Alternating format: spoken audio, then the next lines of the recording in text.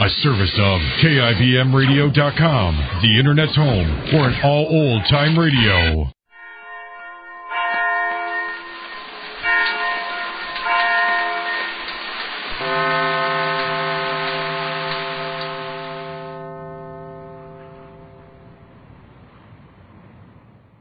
Well, Betty Lamar, the movie star, who is Arthur Lorenz's wife, flew into town and found out about Mr. Lorenz's interest in Marge.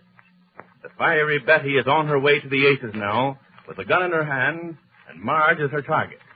Neil Williams tried to warn Marge on the phone, but Marge isn't speaking to Neil.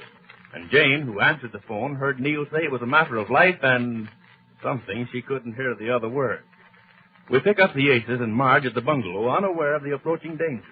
Jane's still on the phone with Neil. Listen. No, I'm sorry, Neil. I still can't make heads or shoulders of what you're saying. Yes, I hear the first part, a matter of life, but I still can't hear... What? Oh, is Mr. Lorenz there with you? Well, sure, I'll talk... He wants me to talk to Mr. Lorenz. The guy's desperate, Marge. You ought to... I will not. I told you. Hello, Mr. Lorenz. What? Marge? Just a minute. I don't think she's here, but I'll see. Jane, I told you I'm not here. But you said just for Neil. I'm especially not here for Lorenz. Oh, hello, Mr. Lorenz. No, she's not here. Oh, yes, I'm sure she... Oh, are you going to start that, too? I can't hear the last part of it, Mr. Lorenz. I can only hear a matter of life. They're both putting on a bit strong, aren't they? No, I'm sorry. Hide? No, she's not hiding. He thinks you're hiding. And no, she's not really. She's just not here. If she was, I'd certainly... hello? Hello? Hung up on you, huh? Oh, I think so. Well, I don't blame him. I think it's terrible the way you're acting, Marge. It's my own life, and I'll lead it my way. But he sounded so sad and excited. Sad and excited? Yes, he did. I felt sorry for him. I hate to say this, Marge, but you'll be sorry someday, and you'll find out that All right, Jane, I'll take my chances. I always say a girl has to take the bitter with the better, and if you don't... I know, Jane, I know. Now, for heaven's sake, let's drop the subject. Well, rather than sit here the rest of the evening and listen to you two argue about whether Marge should be friendly with Neil, how about us all going to a picture show? That suits me fine. Oh, it's late, isn't it? No, it's only 10 to 9. We can still make the second show. What's playing around here? Let me see. What is the picture? I'll look it around? up here. Well, I hope it's something I haven't seen. I've been spending some of my evenings downtown in picture theaters, for want of a better... Oh, here it is. At the Colony, they've got, what does this mean? What? All it says is $70 tonight.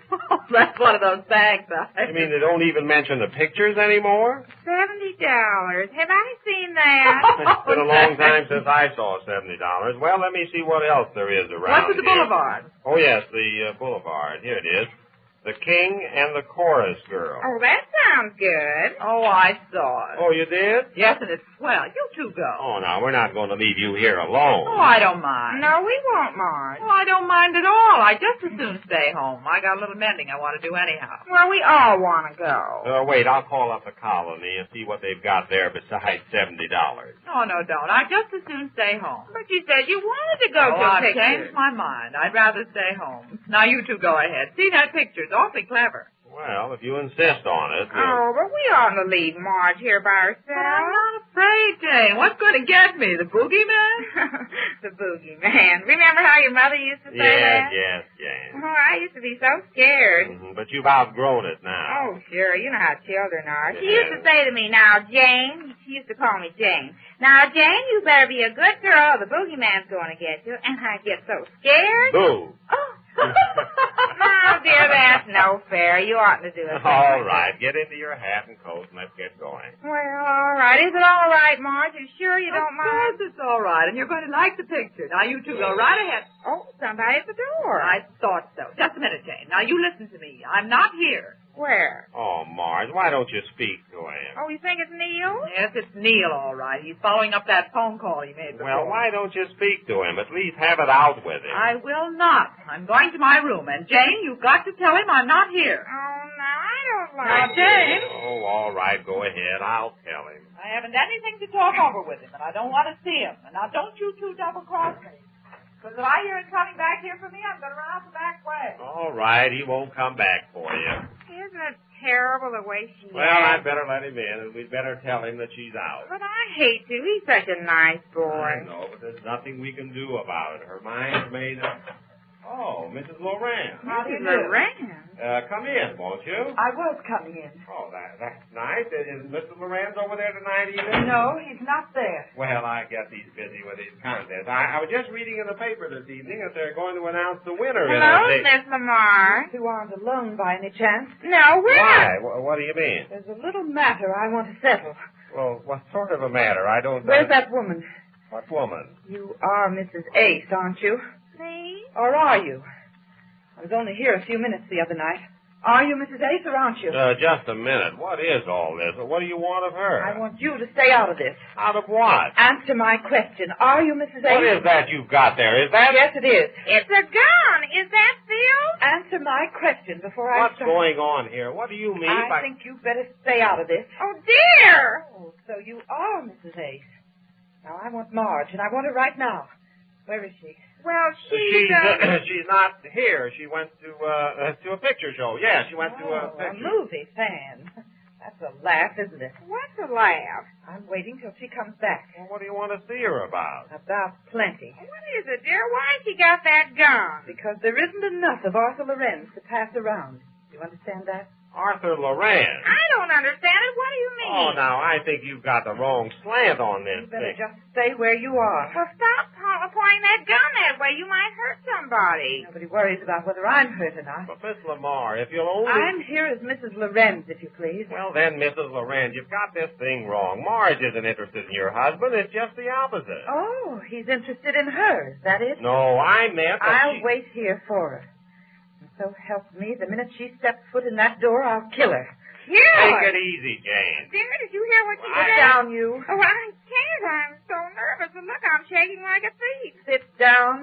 Yes, ma'am. You too. But if you'll only let me explain this thing, you'll see how ridiculous it is. You've got it all wrong. Sit down. Will you please put that gun away? I can't stand it. You'll get used to it. You better, because there's going to be some shooting here tonight. You mean Marge? Well, you can't shoot her. Oh, I can't. She's my best friend. Will you sit down? Oh, I'm so nervous I can I think I'll go out in the kitchen and make myself a cold roast beef sandwich on rye. Did you hear what I said? Yes, you said a cold roast beef sandwich. Oh, I said that, didn't I? You see how nervous I am on account of that gun? I think I better go fix myself something to eat. You'll not leave this room. Wait a minute. Is there somebody in there? Is she there? Just a moment, please. I'll find out if she's there or You not. can't be searching his house like this. What do you mean? You stay where you are. Can I say one thing before you do something you're sorry for? No, she's not here, I tell you. Mrs. Loran, please listen to what I want to say. I'll make it snappy and I good. don't know what you've heard or what you've tried to piece together about Mr. Lorenz and Marge, but it's not true. If it were, wouldn't she be in the contest? Wouldn't she be going to Hollywood or making a career for herself in pictures? Wouldn't Just she? a minute, Abe. Oh, hello, Luella. Jane, please. Oh, Luella, look who's here. Don't you recognize Betty Lamar, the movie actress? You're one of Luella's favorites, Miss So Lamar. you're Marge. Marge? No, this is my daughter. I mean, she's the girl that sort of works around I'm the house. Marge Hale. Oh, Marge, be careful. It's Phil. I couldn't help overhearing you, Miss Lamar. Mrs. Lorenz to you. Well, then, Mrs. Lorenz, I couldn't help overhearing you. Heroic, huh? Are you looking for me? I certainly am. Mrs. Lorenz, if you'll only be calm. Calm? You only knew how calm I am. And I seem to anticipate everything I'm doing. As if I've been here before. I knew you'd be the woman. I knew you before you came out. I knew I'd be standing here saying these lines. I seem to have said them before.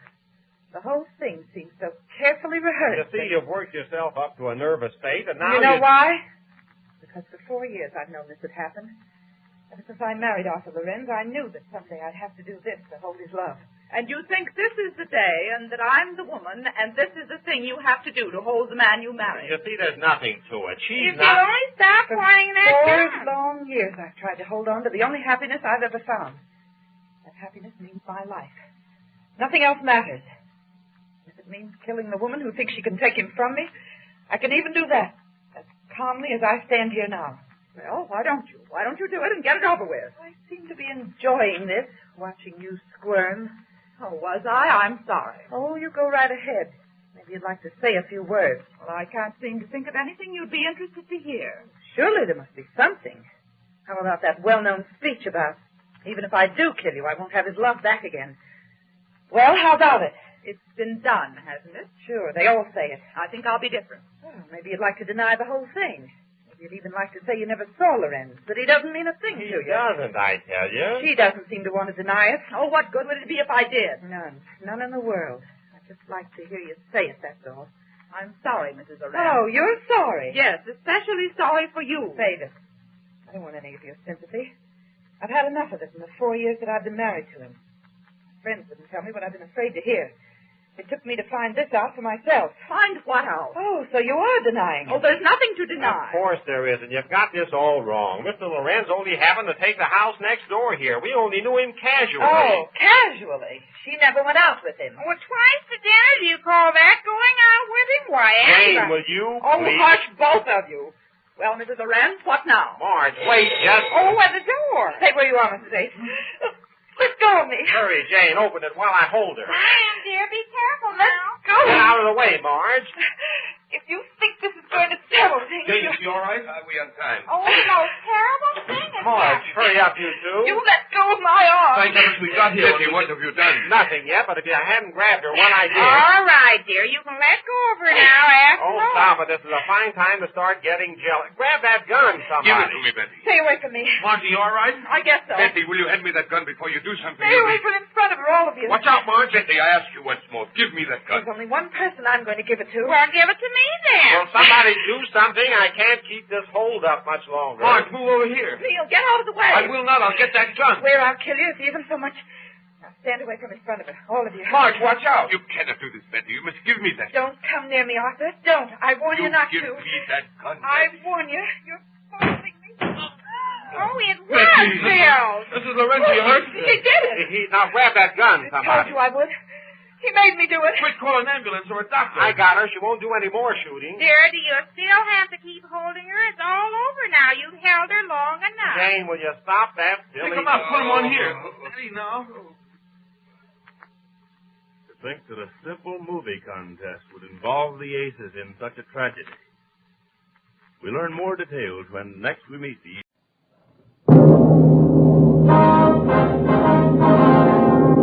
Sound off for Chesterfield. Chesterfield, first cigarette in America to give you premium quality in both regular and king size, brings you Dragnet.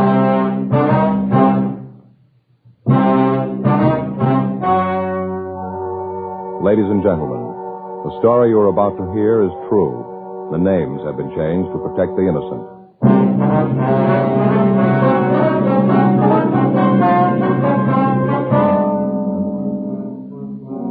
You're a detective sergeant.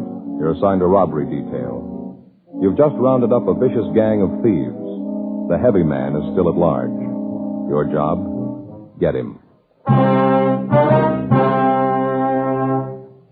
Hello, this is George Fenneman. I want to talk to you about the cigarette that's really on the move. The one everyone's talking about and trying. Chesterfield. First cigarette in America to give you premium quality in both regular and king size.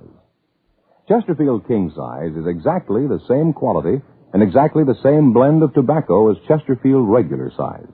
There's absolutely no difference, except that King Size Chesterfield is larger, contains considerably more of the same tobaccos.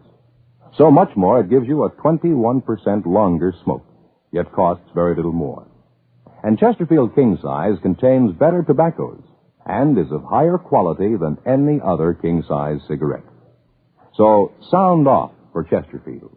Either way you like them, regular or king-size, Chesterfield gives you the best possible smoke.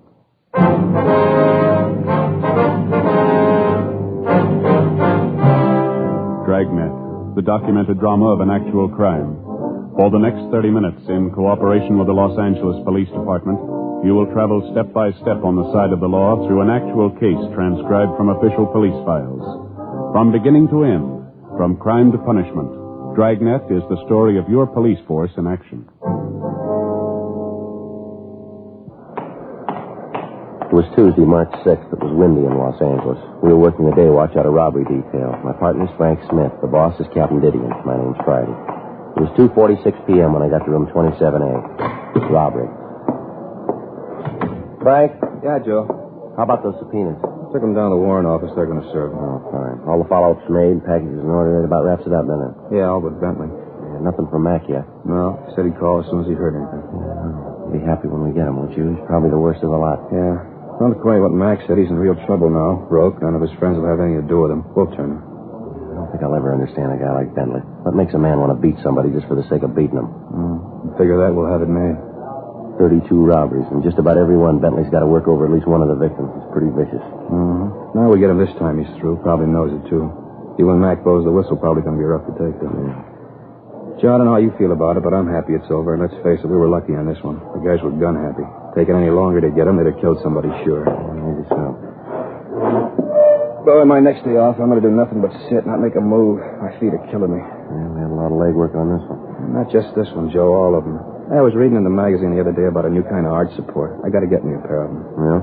According to the ad, these are going to be just a ticket. Some new kind of rubber, soft, when they mold it to your feet. Place back in Wisconsin. Well, how'd they do it? They got a place here in L.A.? No, just a home office. Just a small place, I guess. According to the ad, the whole process pretty new. Yeah, well, how do you get this? What is it, a mold? Yeah, you stand on a piece of paper, hold a bucket of water in each hand. You know, you put all your weight on your feet. Yeah. And you draw the outline of your foot on the paper. They make the arch thing up from there. Well, if you're holding a bucket of water in each hand, is that right? Yeah. Well, how do you use the pencil? What? Well, a bucket of water in each hand, how are you going to draw it? Yeah. I get it. Robbery Friday. Oh, hi, Faye. Yeah, he's here. Oh, how are the kids? Oh, yeah, sure, I'll put him right on. Frank, for you. Your wife seems upset. Thanks, Joe. Hello, honey. Yeah? I can, but what's up? Well, can't you tell me now?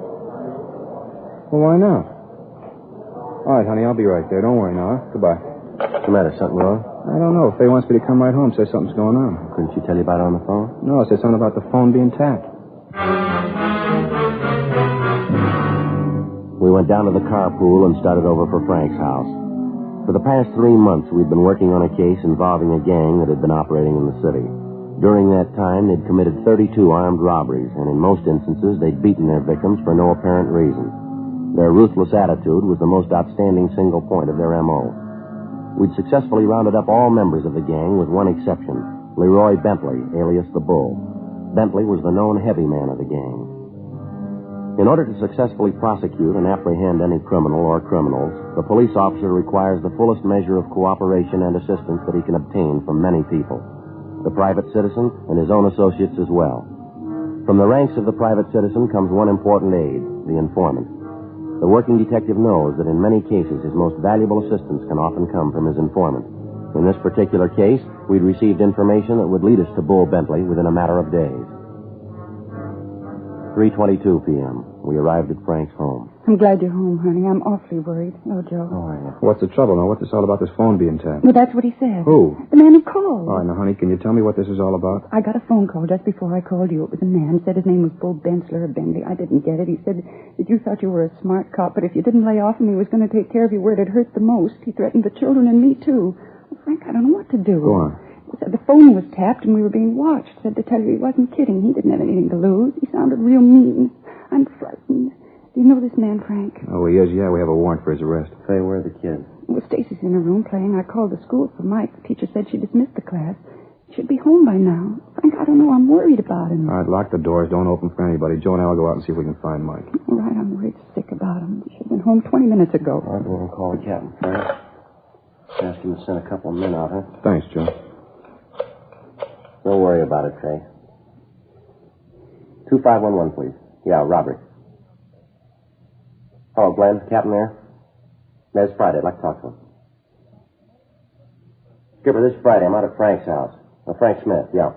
Bull Bentley called his wife, threatened her and the kids if he didn't lay off. No, said if he didn't lay off. Well, could you send a couple of men out to stand by? Fine. Mike isn't home from school yet, and Mike's his little boy. Frank and I are going out to look for him. Yeah, I said he'd be watching the house. Who? Yeah, swell. All right, we'll be in as soon as we find the boy. Right, Skipper. O'Donnell and Stewart from the office will be out, Faye. They'll park the car down the street. Watch for him and let him in, won't you? All right, Joe. What about it, Frank? You going to lay off this guy? You want me to? Please find little Mike. All right, honey. We'll find him. I'll lock the door and don't open it for anyone but O'Donnell and Stewart when they get here. All right, dear. Now, don't worry, huh, honey? We'll find him. Yeah.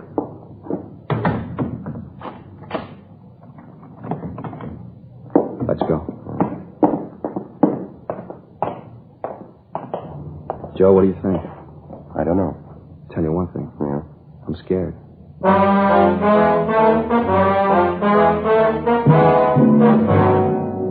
There are two types of criminals that can be counted on to be dangerous.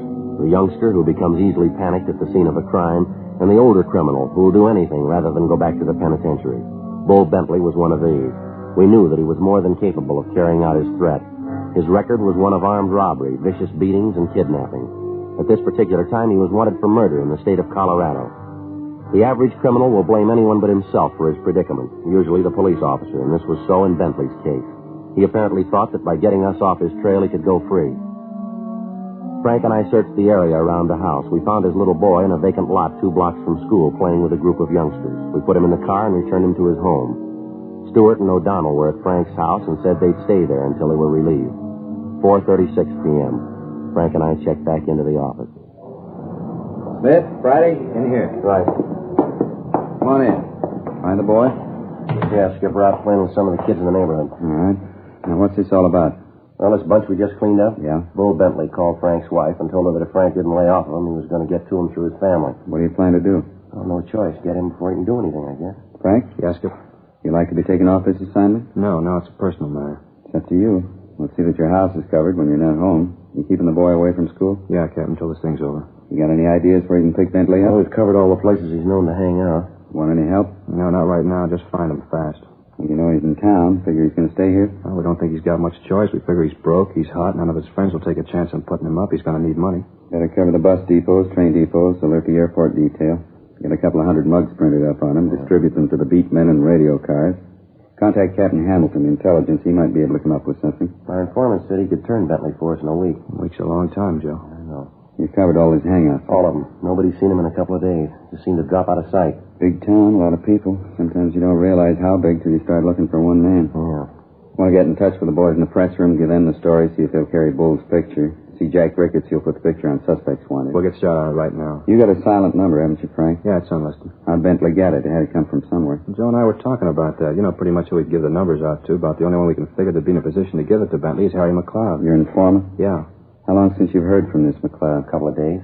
Figure maybe he'd cross you, throw in with Bentley? Well, it's possible. I don't think so, though. He's leveled with us so far. The number had to come from someplace. Yeah, well, it sure makes it look like McLeod, doesn't it? I don't think Mac would give the number away on his own. Bull could get it. We got 32 people to prove it. Well, we better get on this thing. Come on, Frank. Right. Check you later, Skipper. Joe, I don't know what I'm going to do. Well, don't worry. We'll get to him. No, I mean this two-bit thief calling Faye, threatening her. Try to take it easy. I know you feel. Why me, Joe? Bull Bentley's brushed up against 100 different cops in his day. Why me? Law of averages, I guess. You were handy. I knew just what to do. Well, Skipper gave you a choice. If you'd like to go home, nobody'd blame you. You don't know what it is, Joe. You don't have a family. Something like this can split you in two. Half of you wants to be on the job. The other half is pulling you toward home. Joe, if that cheap punk steps to my front porch, I'm going to lean on him hard. Now, look, Frank, this isn't going to get us any place. Let's get over to the photo lab and get this thing moving, huh? I could just figure it. 4,000 guys in the department, and Bentley has to pick me. Joe, why me? All right, look, Frank. I could try to spell it for you 100 ways, and we still wouldn't come out with any kind of a total. I know what you must be going through, and I'm sorry it's got to be you. I'm sorry it has to be any cop. You're right about me not having a family, but it's squeezing me just as hard as it is you. You and I both knew when we filled out those application blanks what we were taking on. The job, Frank. Maybe I never told you before. Maybe you've been through this too. I don't know. There isn't a day goes by that I'm on the job here that I don't run into something that breaks my heart. Why did Ed Wilson have to get shot down when he and his partner tried to take that guy out of that rooming house over on 8th Street? Why did Olson and his partner have to end up in the P&F ward last week? Why do you have to run the gamut of every human emotion class of people on earth? Poor to rich, it's all the same. Somebody picks up a gun to knock over the corner gas station, everything hangs in the balance. The minute that thief slips a cartridge into his gun, the gas station attendant, his family, his kids, and every relative he's got slides right onto the short end. Everybody seems to think that Wherever crime is concerned, they never get any closer to it than the front page of the morning paper. I know you know this, Frank. For every attempted crime, God only knows how many innocent people are thrown into the balance even before the crime's been committed. That's the way it is, Frank. I'm not trying to tell you anything you don't know, but the minute you passed that exam, you had to make book that something like this could contaminate you just as surely as if you weren't a cop. I guess it's almost a legacy. Nobody's found a vaccine for crime. Nobody's immune. And it's worse with you and me because we know better than to think we can't be touched. We know we can. We invite it every time we roll on a call, every time we pick somebody up, every time a guy gets out of line. It's a job, Frank. I didn't mean to give you an academy lecture, but if it's any comfort, I'm with you. I know just how you feel, and so do 4,000 other guys right down here. Yeah. I guess maybe we better get moving, huh? Yeah, come on. We took the mug shot of Bentley to the photo lab and asked them to run off 200 copies. We checked with the reporters in the press room, and they promised us full cooperation. Jack Ricketts told us that he'd put the picture on the air the next day. Frank called home and found that there'd been no further calls from Bentley. 6:17 p.m. We started to look for Harry McLeod, our informant. We checked his hotel, but the clerk told us he hadn't been in all afternoon. We started checking his known hangouts. In fear of burning McLeod, we were unable to ask for him by name, which made it necessary for us to canvass each individual place. 9:28 p.m. We located McLeod in a small bar that was known to be frequented by thieves. We walked over to the bar and sat down next to him. We ordered a drink. At the first opportunity, without arousing suspicion, we told McLeod we wanted to talk to him and that we'd meet him down the street, 2 blocks west. We left the bar, got in the car, and drove to the meeting place. 20 minutes later, McLeod arrived, got in the back seat, and we drove away. Want to get the radio, Joe? Yeah. What's the matter with you guys? I told you I'd get in touch with you and I had something for you. You trying to get me burned? Take it easy, Mac. There's a couple of things we want to know. Well, I'm on your side. You guys know that. I've always leveled with you, haven't I? Yeah. Well, then what's this bit? You walk into that joint, you know what goes on in there, and you pull me out. Good chance somebody could have seen you, you know. Yeah, we know, Mac. Have you seen Bentley? No, I told you I'd let you know when I turned him. Now, don't snow us, Mac. This is important. Have you seen him? If I saw him, I'd have called you. You know that, don't you? I'd have called you guys. I told you once I'd finger him for you. I haven't called. I haven't seen him. It's that simple. What's the big rush about getting Bentley, anyway? He ain't going nowhere. Now, look, Mac, we got a personal interest in this thing. This isn't just robbery. Bull's been calling Frank's wife, saying he was going to kill her and the kid. You know he'd do it. Now, how about it? I didn't know it was like that. Bull's mean enough to do it, Well, that's how it is. Now, I'll ask you once more. Have you seen him? Yeah. When? Day before yesterday, Sunday morning. Saw him down Marty's. How come you didn't call us? I couldn't, honest, I couldn't. He came in and asked me for some dough. I told him I didn't have any. I tried to stall him till I could get to a phone. Yeah? Didn't work. He wouldn't wait. Got mad when I couldn't help him out. You say anything about a meet? Just said he'd get in touch with me. Yeah. He was real sore when I couldn't let him have any dough, but I told him, I said, look, boy, you know I want to help, but I just haven't got it. That's what I said. Yeah? Wasn't kidding either. Things been pretty rough. Say, you guys couldn't see your way clear, could you? Sawbuck, you tied me over, huh? Well, you got me at the wrong time, Mac. I'm tapped. How about you, Smith, Well, if you gotta have it, I got $10 I've been saving for a pair of shoes. I sure appreciate it. You guys know that. Yeah, we know. You got any idea how Bull might have gotten Frank's home phone? No, not the slightest. You sure you didn't give it to him? Joe, you've known me for a lot of years. Would I do a thing like that after the way you guys treated me? Well, that's what we're trying to find out, Mac. I should get a little insulted at that. You guys figuring out about Oh, now, me. come off it, Mac. Did you give him the number? No, I swear to you I didn't. All right. You got any ideas where Bull might be hiding? Not in particular. You checked usual places? Yeah, we looked through them all. And you know as much as I do. He did say he looked me up in a couple of days. You see where he was going when he left you? No, just walked out of Marty's. I saw a friend of his yesterday, though. Yeah. Guy said he'd seen Bull Sunday night. Say what he wanted? Money. Said he'd try to tap him for some dough to get out of town. His friend help him? He didn't give him any money. He gave him something else, though. Yeah. He gave him a gun.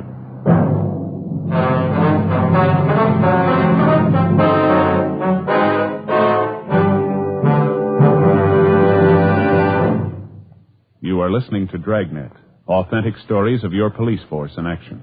Chesterfield is the first and only cigarette in America to give you premium quality in both regular and king size. Just as Chesterfield is the first and only cigarette to tell you what it's made of. Yes, Chesterfield names all its ingredients, so you'll know what gives you the best possible smoke. The world's best tobaccos, pre-tested by laboratory instruments for the most desirable smoking qualities. Pure, costly moistening agents, costly glycerol, and pure sugars which are natural to tobacco. And cigarette paper of the highest purity, the best that money can buy. That's what's in your Chesterfield. Ingredients that give you the best possible smoke. Much milder, with an extraordinarily good taste, and, as confirmed by a well-known research organization, no unpleasant aftertaste. So sound off for Chesterfield. Either way you like 'em, regular or king size, Chesterfield gives you the best possible smoke.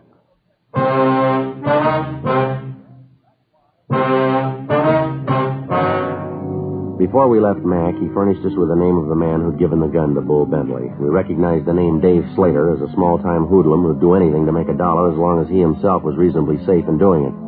Mac told us of several places where we might find him. The most likely place was a pool room on North Main Street. Slater had numerous arrests, most of them for being drunk and for acting as a lookout for gambling games. He was a type of thief that can be found in every large city, always on the fringe of criminal operations but never directly involved in the crime itself. We checked several of the places Mac told us about, but we couldn't come up with Slater. We checked the pool room. The manager was evasive and at first appeared reluctant to talk. We informed him that we knew Slater would be back and that we'd wait for him. The manager asked us to come to the back room with him. He told us that Slater had said that he was going down to the all-night hamburger stand on the corner to get something to eat. We found Slater sitting at the counter. Call it a string of hamburger, all I can see is a bun. I'd be ashamed to sell a thing like this lousy deal, 35 cents for nothing. Slater? Yeah, well, something you want? Police officer, Slater. We want to talk to you. What about? Bull Bentley. Bentley? Never heard of him. We got information you do know him pretty well. Yeah? You tell your pigeon he's lying. I never heard of the guy. Now, let me finish eating. We want to talk to you, Slater. You want to make it here, or would you rather go downtown? Can't you see I'm eating? Now, let me finish. I got nothing to tell you. I don't know any Bull Bentley. Now, lay off, huh? Come on, you can think better than an empty stomach, Slater. Let's go. Frank and I took Slater out of the restaurant and put him in the car. Once he was in custody, his attitude changed completely. He said he wanted to help us, but that he didn't know Bull Bentley. 10:44. We got back to the city hall. I want to stop by the office, Joe. Call home. All right, I'll be in the interrogation room. You tell us, Skipper. Yeah. In here, Slater. Yeah. Sit down. Sure. Look, I told you I want to help you guys out, but honest, I don't know anything. If I did, I'd let you know. All right, come off it, Slater. Where's Bentley? Look, I keep telling you, I don't know any Bentley. Where are you living now? Solly Hotel, West Fifth. How long you been there? A couple of days. You working now? Yeah, a little. Odd job now and then. You know, nothing steady. What do you call an odd job, Slater? Oh, you know, sweep out the pool room, rack the balls for him. Yeah, sure. Now, look, we've known you for 8 years. You never worked a day in that time. Now, how about Bentley? We got a personal interest in him. We want him. We want him bad. Look, I tell you, I don't know any Bentley. Anything new? Yeah, Joe, he called a couple more times tonight. Last time at 10:30, scared Fay half to death. Said he knew Mike was home. He knew we were looking for him. Said if we don't stop it, we'll get to the kids. Said it didn't matter how many cops we had around the house, he'd get to him. Fay's almost hysterical. O'Donnell called the doctor. Yeah. How about Slater? He come up with anything? No. Still says he doesn't know him. Doesn't know him, huh? Listen, Punk, let's you and me get straightened out. What happens to me is one thing. What happens to my family's another. They don't pay me enough money to jeopardize my family. Now, you get this straight. When punks like you and your trigger-happy friends can threaten my family, then something's got to give, and it's not going to be me. Yeah, but I told you. Look, wipe that silly grin off your face, Slater. You feel nice and safe there, don't you? You know, as long as you're in custody, we got to take care of you. Well, maybe you'd like to know that if I have to, I'll take this badge off and walk up one side of you and down the other. Now, I want to know where Bentley is, and I want to know now. We're not stumbling around in the dark. We know you gave him a gun. Let me tell you this, mister. Mark it down. If anything happens to my wife or my kids, you can't run fast enough to get away, because I'll nail you hard. All right, Frank. He's getting pretty tough, isn't he? Just telling you how you stand. Now, come on. Where's Bentley? I told you, I don't know Bentley. All right. Let's get everything out of your pockets. Get it on the table. Well, there's nothing much. Here, change, keys, and a nail file, address book, my handkerchief, comb, wallet, cigarettes, and matches. That's all. I'm going to shake him down, Frank. Yeah. I told you that's all. Now, what are you looking for? Now, push your luck, Slater. It's clean, Joe. How much money you got in your wallet? I don't know, double sawbuck, maybe? The funny thing, you guys never work, but you always got money. All right, take the money out and count it, Slater. Why? What's that going to prove? Take it out and count it. All right. 10, 20, 25, 26, 27, 37, another 5. $42. I didn't know I had that much. All right. Put the money in your pocket. That all the money in your wallet? Yeah, that's it. Let's see the wallet. Here. Nothing in it. A couple of cards, that's all. Yeah. Let's see here. A couple of pawn tickets. Picture. Who's the girl? Babe I met in Dago. You don't know her. She's not in the rackets. Married now. I haven't seen her in a year. Then why are you carrying her picture? Always kind of liked her. She had class. Real nice broad. You said you didn't know Bull Bentley? That's what I said. How about Leroy Bentley? Nah. You know anybody at all named Bentley? Look, I told you I don't know any Bentley. How many times do I have to tell you? You know anybody by the name of Bull? I don't know anybody named Bull. I don't know anybody named Bentley. Yeah. Take a look, Joe. Now, maybe you can explain this then. Yeah, what's that? Bar tab in your wallet. Name Bull written on it. How about it, Slater? Who's Bull? I don't remember that. Probably something I picked up a long time ago. I don't remember it. Tab's dated March 4th. Day before yesterday. Your memory must be getting pretty bad, huh? I got nothing to say. Well, Frank, you want to check the business office and see who this number is listed to? Yeah, Joe, right away. All right, fine. I'm going to tell you something, boy. This is a rotten deal. The law protects people like you. You're lying. We know it, and you know it, too. You know Bentley. You know where he is. What's more, we know you gave him a gun Sunday night, the same date on that tab. I'll tell you what we're going to do, Slater. You're a real wise guy. You talk fast. We're going to get Bull. Maybe not tonight, maybe not tomorrow, but we'll get him. And when we do, we're going to tell him that you blew the whistle on him. We're going to put him in the same cell with you. I'd like to hear you talk your way out of that. Well, you wouldn't do that. Don't make book on it. Look, he's a mean guy. He'll kill me. Thought you didn't know him. All right, so I know. But you wouldn't do that. Would you put me in with him? Where is he, Slater? You going to tell him I turned him in? We're making no deals. Where is he? I don't know where he is now. You know where he'll be? Yeah, I was supposed to meet him there tonight at the bar down on West 7th. He's got a friend works there, feeds him. He'll be there tonight, huh? Yeah, I said if I'd meet him, he'd pay me for the gun, $75. What kind of gun is it? A 38. A good one, too. Worth more than $75, but I needed the money. Where'd you get the gun? Well, you'll find out anyway. I might as well tell you. Prowled the car, found it under the seat. I found out later it belonged to a guy in the Vice Squad. Probably real sore about it. Could be, Joe. Bar on West 7th, place called the Hamilton Inn. Yeah, that's it. He'll be there. All right, Slater, let's go. Well, where are you taking me? You're going to jail. No, you can't win. Should have known you. Hey, do me a favor, huh? What's that? Talk to the jailer, make him give me a cell by myself. We handcuffed Slater to a chair in the robbery office until we got back to booking. 12:32 a.m. Frank and I left the city hall for the Hamilton Inn on West 7th Street. Slater had told us that he was to meet Bull Bentley between 1 and 1:30. When we got there were a half a dozen people in the place. We checked the bar and the men's restroom, but Bentley wasn't around. We went back to the car, drove down the street to a closed service station, and parked where we could keep both doors of the restaurant under surveillance. 12:50, 1 a.m., 1:15. We waited. 1:35. Joe, that him? I don't know. It might be. Let's take a look.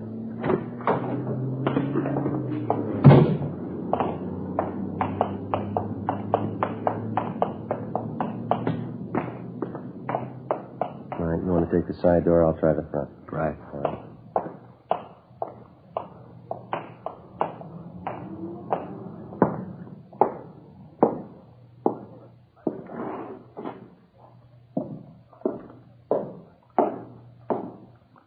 I don't see him, Joe. Wait a minute.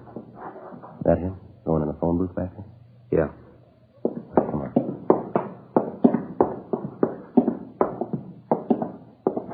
I'll get him. Bentley. Yeah? Watch it, Joe! Yeah.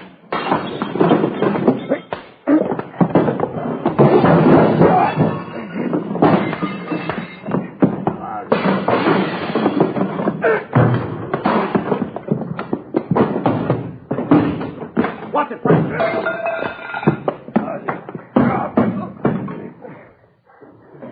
All right, Frank. I'll shake him down.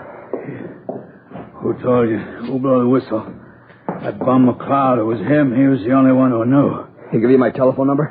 Yeah, he did. And he runs to you and cops out. Should have known better. I give him $20 for it. Oh, that figures. What do you mean? We gave him 10 not to.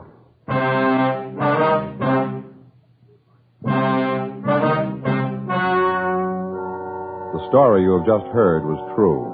The names were changed to protect the innocent. On June 12th, the hearing was held in the district attorney's office. In a moment, the results of that hearing. Now, here is our star, Jack Webb. Thank you, George Fenneman. Friends, I'd like to talk to you about something that's important to every one of you. Now, for the first time, you can get a premium quality cigarette in either regular or king size. Of course, that's Chesterfield. Both regular and king size Chesterfields are made of the proven ingredients that give you the best possible smoke. Both are much milder, with an extraordinarily good taste and no unpleasant aftertaste. Yes, there's no difference between the two, except king-size Chesterfield is larger, contains so much more of the same tobaccos, it gives you a 21% longer smoke, yet it costs very little more. So remember, either way you like them, regular or king-size, Chesterfield gives you the best possible smoke.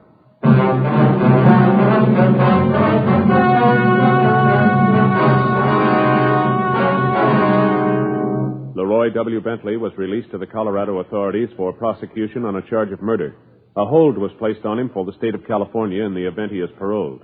He was convicted and is now serving a life sentence in the Colorado State Penitentiary without possibility of parole.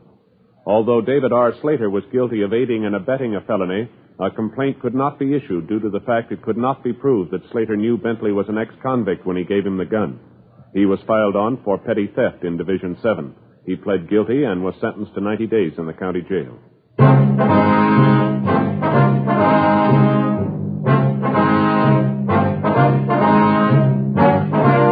You have just heard Dragnet, a series of authentic cases from official files. Technical advice comes from the Office of Chief of Police W.H. Parker, Los Angeles Police Department. Technical advisors Captain Jock Donahoe, Sergeant Marty Wynn, Sergeant Vance Brasher. Heard tonight were Herb Ellis, June Whitley, Jack Crucian. Script by John Robinson. Music by Walter Schumann. Hal Gibney speaking.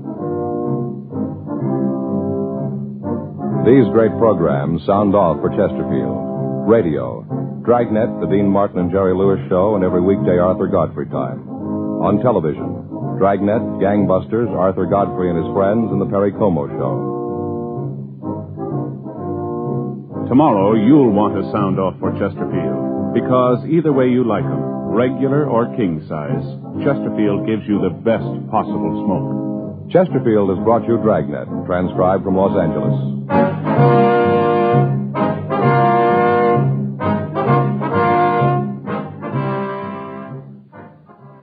This is NBC, the national broadcasting company.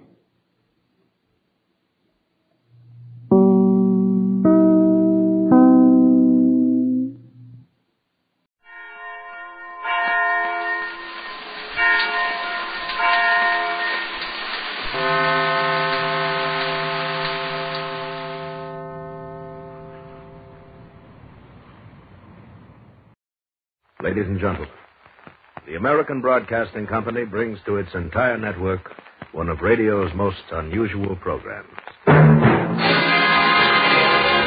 Pat Novak for hire.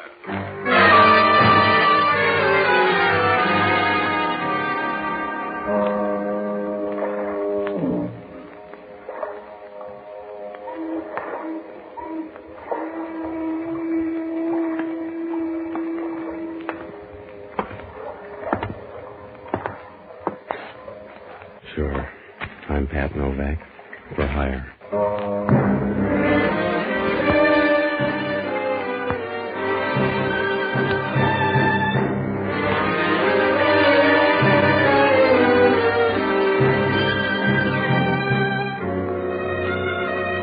There's a sign out in front of my office reads that way. Pat Novak for hire. Oh, there's no way to dress it up. If you're in business down on the San Francisco waterfront, everything but murder is a parlor trick. If you rob a few graves, you can pay the rent, and nobody cares if you got sore eyelids. You get that way from winking at too many things. Well, it's a good living if you don't run short of bail bonds and Benzedrine. I discovered that Friday night. After the fight broadcast, I wound up in a little whiskey barrel on Powell Street. I had a Glasgow farmer out of the red when they closed the bar, and I drifted across the street for a cup of coffee. When I came out, it was raining and the street was deserted. I stood in the doorway and watched the dull neons through the rain. They looked splotched and dim, like watercolors rubbed with a damp rag. It was beginning to rain harder, and I started out of the doorway when she ducked in and bumped up against me. Oh, I'm sorry. Yeah, just wait for your blockers on the next one. Huh? I guess I bumped into you. Don't go out on a limb. Oh, I'm very sorry. I guess I didn't know where I was going. You seem to be headed in the right direction. How do you mean? Forget I noticed. It's raining awfully hard. I wonder if you ever noticed how When it rains, you feel lonely and lost? Yes. Yes, that's it. How when it rains, you feel lonely and lost. Yeah, well, we're both great readers, so if you'll let me get by, I want to get a cab. Yes, I wonder if I could ask you something funny. The bars are closed. No, I meant coffee. I'll pay for it. All right? In here? Sure. Come on. The counter will do. All right. What's it gonna be? Hey, you back again? Yeah, 2 coffees. How come? I'm nervous. 2 coffees. You like a bear claw, maybe? You know what we want? 2 coffees? Yeah. Be right with you. Thank you. I know it's funny asking you in here, but I have to talk to someone. I don't know what I'm doing. I won't argue. I've been away a long time. Guess a long time. Yeah, the kids will be glad to see you back. Huh? Stop it, will you, sis? Get to the point. Put the show on the road. Yes. I think I've lost my memory. At least it seems that way at first. Who are you? I don't know. I suppose you don't believe it. No, but I convince hard. Yeah, 2 coffees. Everything all right? Yeah, everything's fine. I'll be down here if you need anything else. You thought up a name yet, Buster? You'd be crazy to believe me. Guess you'd be crazy, but I can't remember anything. I guess Now, look, lady, if you got amnesia, see the police. you don't believe me. I don't know. Maybe you are leveling. But if you're off your rocker, go to the police. But suppose there's something that happened before and the police would be looking for me. Please, would you try to help me? How bad are you? Do you know what town you're in? Yes. Have you been here before? Do you live here? I think maybe. Seems like a place I've been. All right, I'll put you in a cab. You go see the police. No. I feel funny. I think I'll go outside for a minute. I don't want Hilda to know. Please, I'm going to follow. Please, help me.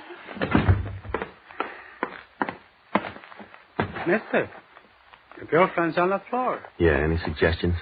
No, she's your date. All right, here, give me a hand with it. What way you gonna take her? The hospital. She's an amnesia case.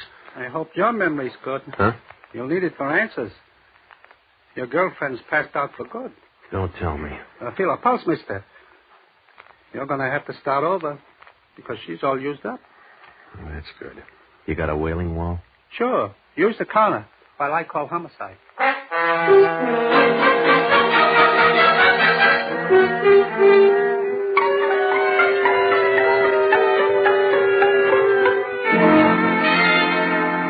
It didn't take 20/20 vision to see I was in trouble.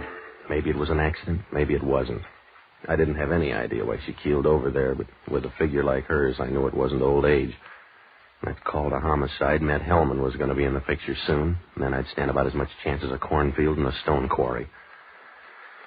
Well, I went through the girl's stuff. She had no identification.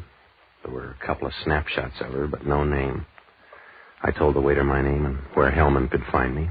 Then I got out of there. I looked up Jocko Madigan, an ex-doctor who liked his booze pretty well. Smart guy, but he used a mason jar for a jigger. I finally found him holed up in some after-hours joint on Geary Street. He was talkative.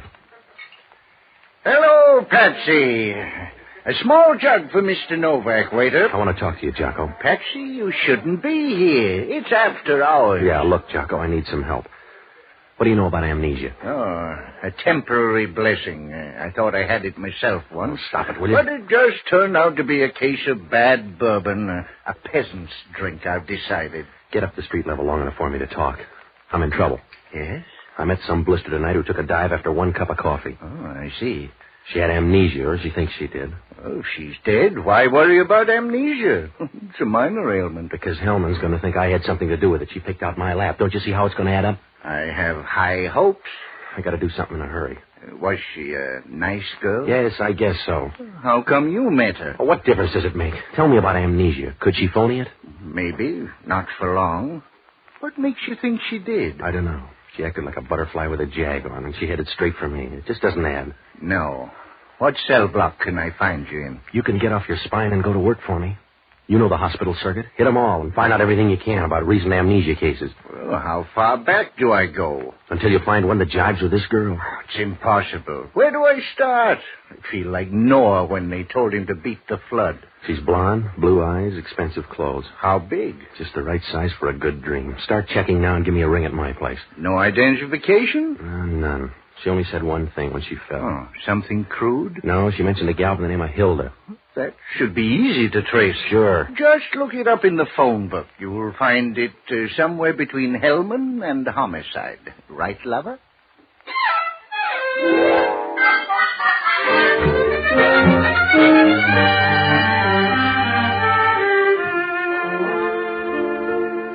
Well, there wasn't anything I could do for the next few hours except sublet from an ostrich. I had to keep undercover because all I had to work on was a couple of snapshots and a girl named Hilda. Neither figured to get me out of this mess. Hellman was bound to ask a lot of questions because I had as much business being with a dead girl as Lucky Luciano in a finishing school. After I left Jocko, I took a C car downtown and I went home to grab some sleep. When I walked in the apartment, the lights were out, but that didn't make any difference. Hellman's badge was shining like a lake in Ireland. He was making himself at home with my ice cubes. Hello, Novak. Put the light on so I can watch you turn pale. All right, Hellman, get to the point. Sure. Who was your girlfriend? I don't know. She was the coy type. So are you, Novak. You're going to look good sucking your thumb in the gas chamber. I suppose your coroner is full of good news. She died of an overdose of sleeping pills. The coroner's report is murder. How about the space mark suicide? No dice. You don't take sleeping pills, then tour the town for a spot to take a nap. So she died in a coffee joint. What am I supposed to do, carry a stomach pump? You're supposed to tell me who she is. We'll go from there. I don't know, neither did she. I've got that down as a lie. You file it any way you want, Hellman. She was amnesia. So are you, Novak. All right, hire a medium then. I told you. She came into the restaurant a total stranger. We got social, but she died a total stranger. How are you going to prove it? I don't know. If I knew who she was, I wouldn't play footsie with you. Do I have to draw a map? She came in trying to sort out her marbles and never got there. I see. What did you find out? How about clothes markings? That's your department. How about laundry marks? I don't know. I guess she washed her own. Look, Novak, you're a big boy now. You're in a spot. If you want to help, now's the time to do it. You got everything I know. From here on, you work the ball downfield. All right. You just answer the doorbell from time to time. When you see a guy grinning out there, that'll be me coming to pinch you for murder. Well, that'll take lots of doing, mister, and lots of proof. You remember that. I'll try, Novak. But I may get amnesia. Good night, Big Shot.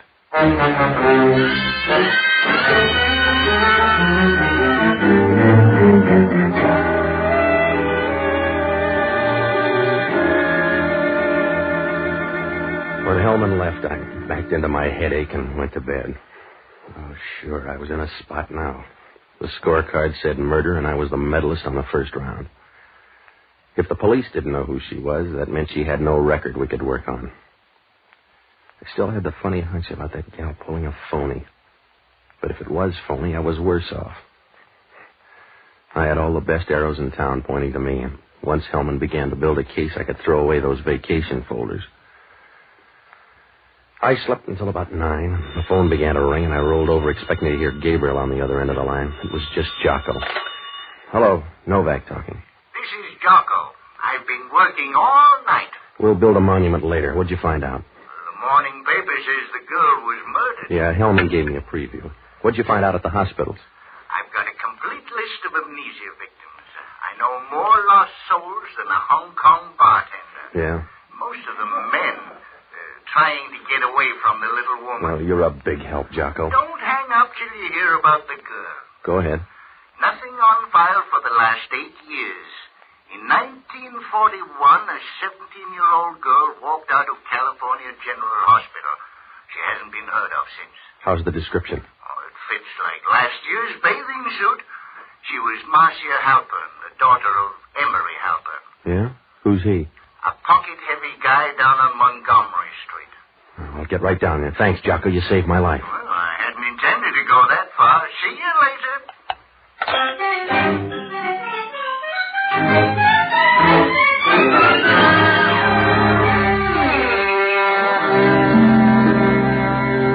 Well, it was my one chance, even if the odds looked bad. I called up Halpern's office. They said he wasn't in, to try him at home. It was listed for a place up on Pacific Heights, so I took a cab over there. When I walked in the lobby, I could tell old man Halpern was making as much money as you can without your own printing press. The apartment made Buckingham Palace look like something George had picked up at a fire sale. The doorman was a sober-looking specimen, the kind of guy that breathes every other Tuesday. He gave me the fisheye as I went up the elevator to the third floor. Halpern's apartment was at the east end. The butler showed me in, and I waited in the living room. It was a real cozy place, about the size of a small rugby field. A door opened on the side, and 200 pounds of Regency oozed into the room like a wet ghost. Good morning. I'm Mr. Taylor. I'm Novak. Where's Halpern? Well, Mr. Halpern is away on a business trip. I'm Mark Taylor, the family lawyer. I believe that's the phrase. Oh. Well, I'll drop by later, huh? Perhaps I can help you. I take care of most of Mr. Halpern's business now. Did you know his daughter? Yes. It was quite tragic. That's what I hear. She was a victim of amnesia. She forgot all the details of her home. Must have been a temptation. Did the police ever do anything on her? The police were not advised. Mr. Halpern hired private detectives, but she was never found. Yes, it was quite tragic. You wear your mourning a long way, Taylor. She'd be about 25 now, wouldn't she? Taffy hair, blue eyes, nice figure. I believe she had leanings in that direction. Why, Mr. Novak? I think I may know where she is. You don't know what that would mean to this family, Mr. Novak. You don't know what it would mean to me, Mr. Taylor. Here's a snapshot. Let me see it. Well, Taylor, this is not a B movie. This is a picture of Marcia Halpern. You sure? I don't make many mistakes, Mr. Novak. All right, if you've used up your quota. She's downtown. I'll get in touch with Mr. Halpern right away. No, take your time. She's dead. When? Last night, she got sleepy. What? Yeah, that's right. Somebody gave her enough sleeping pills to stock a drugstore. I see. After all these years, to come back, and then this. It was most tragic? Yes, I was about to say that. It'll be a great blow to Mr. Halpern. It'll be a very great blow to Mr. Halpern. Have the police any ideas? A few. Do you know anybody named Hilda? No, why? Just sweeping out the corners. When's Halpern due? This afternoon. I'll arrange an... Excuse me, please. Hello, this is Mark Taylor. No, that can't be right. Well, when did it happen? Yes. Yes, please keep me advised. You ought to wear a purple suit, Taylor. I have bad news, Mr. Novak. Brace yourself. I'm lightheaded. Go ahead. Mr. Halpern was killed in a motor accident last night. His car plunged down a ravine near Sacramento. Mm-hmm. That's very strange. Yeah. That must have been a great blow to Mr. Halpern.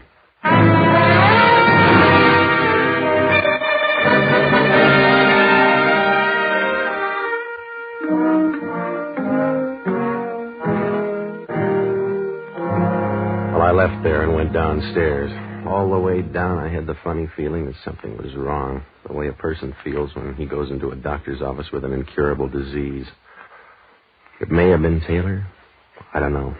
He seemed all right, but I still had that feeling that something was out of place, like a broken line in a perfect picture.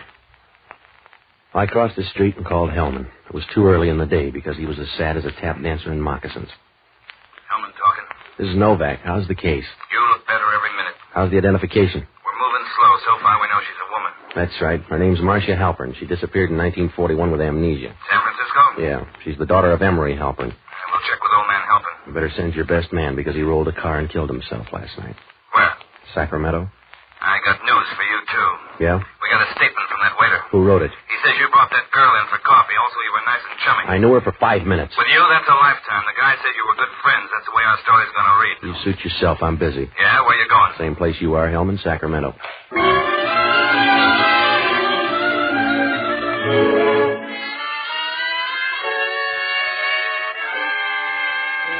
If I didn't move fast, I was deader than a Philadelphia nightclub. When they start taking statements, you can wire for flowers. I called Jocko and told him to check up on old man Halpern's estate. I borrowed a car and drove up to Sacramento. The accident was just outside of there. When I got to the spot, Hellman was already in charge. He's going to make a fight for the job and last judgment. They were down in the ravine, and Hellman was beating around the bushes, making more noise than a Venetian blind in a typhoon. Hello, Hellman. Did you find anything? Get your own haystack. I'm busy. Where's the body? You get the blues if you don't see one corpse today. He's up in town. Did you notice those tracks up there in the road? Yeah. Double tracks don't mean a thing. Oh, sure. Maybe 2 cars fell down and one got lost. Wake up, Hellman. If he drove over the side, he sure had a tough time making up his mind. When you're through on that pipe, I'll send over another. I'm going over to the car. Hellman went over to the car, and I started looking through the bushes. I don't know what I expected to find. Maybe an old Boy Scout. After about 10 minutes, I shifted over to the other side, and it showed up right near the ground under a bush. Hellman must have seen me because he came right over. Hey, what is it? What'd you find? A handkerchief. Oh. That's funny. What's funny about it, too? It's a handkerchief.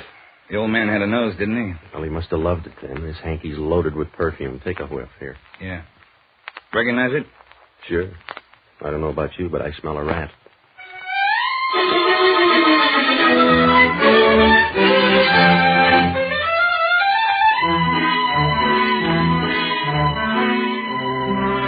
Things began to move. This was the first break, and Hellman knew it. I went back to town, and I tried to get in touch with Jocko, but he was running up a tab somewhere, so I drove over to see Mark Taylor again. When I got to the apartment, I found out he wasn't in, but the pinch hitter was all right. When she opened the door, I got a nice warm feeling like a melted cheese sandwich. She was standing there in a dark silk evening gown. It was strapless, and she had no worries. When she spoke, it was like saying, put another log on the fire. Good evening. Taylor in here? Won't you come in? Sure. Mr. Taylor won't be in for a while. I'm waiting for him myself. I see. I'm Pat Novak. Is it urgent? Anything I can do? If it were, you'd get my vote. Who are you? I'm Hilda Travis. I'm a friend of the family. Which family? Would a drink take off the rough edges, Mr. Novak? It might. Good. I'll make one. I brought Taylor a present. How nice. A girdle, maybe? Or am I being catty? No, a handkerchief. This one. Do you like it? Should I? I thought you might want it for a keepsake. I found it in a ditch up in Sacramento about 10 feet from Emery Halpern. Poor Emery. Here's a drink. Thanks. Poor Emery. It's full of perfume. You want to smell? That wouldn't do any good. You want to know if it matches my perfume. It's your idea. Go ahead. All right. Now, closer. That's it. See? Yeah. It's early in the evening, Mr. Novak. Don't blow a fuse. I won't until I find out who killed Marcia Halpern. Good luck. For everybody's sake. By the way, the police think you killed her, don't they? Did Taylor brief you? A little. I asked him this morning if he knew a girl named Hilda. He must have forgotten. Yeah, everybody's got amnesia. Just to make things easy, did you kill her? Just to make them hard, did you? I see. Well, just tell Taylor I called. Don't be a savage, Mr. Novak. You haven't finished your drink. And it's raining outside. I'll finish this one. That's good. Sit down beside me here. We'll finish our drinks and pray for a cloudburst.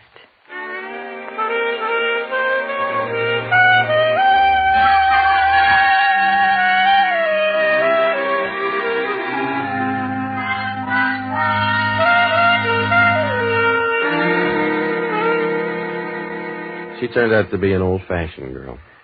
She had about 8 of them before I got out of there. I tried to pump her, but she wouldn't talk about Marcia Halpern. I just became a family friend. After I left, I ducked into a drugstore and started phoning Jocko. I finally caught him at the hunt room. He'd worked his way below the label already. Hello, Patsy. I'm having a wonderful time. Yeah, what'd you find out? I just heard a funny story. It's old. What about Halpern? He barely changed his will after the girl died. The whole estate goes to her. Who's next in line? A fellow named Mark Taylor. That's the new part of the will, drawn up 3 weeks ago. Good boy, Jocko. So I looked up the dope on Mark Taylor. He's a family friend. It's a new club. Go on. Looks all right. Some funny bank book stuff, though. For instance?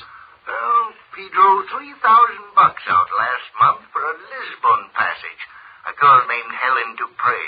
Maybe she's a foreign cinema discovery. Oh, he's no talent scout.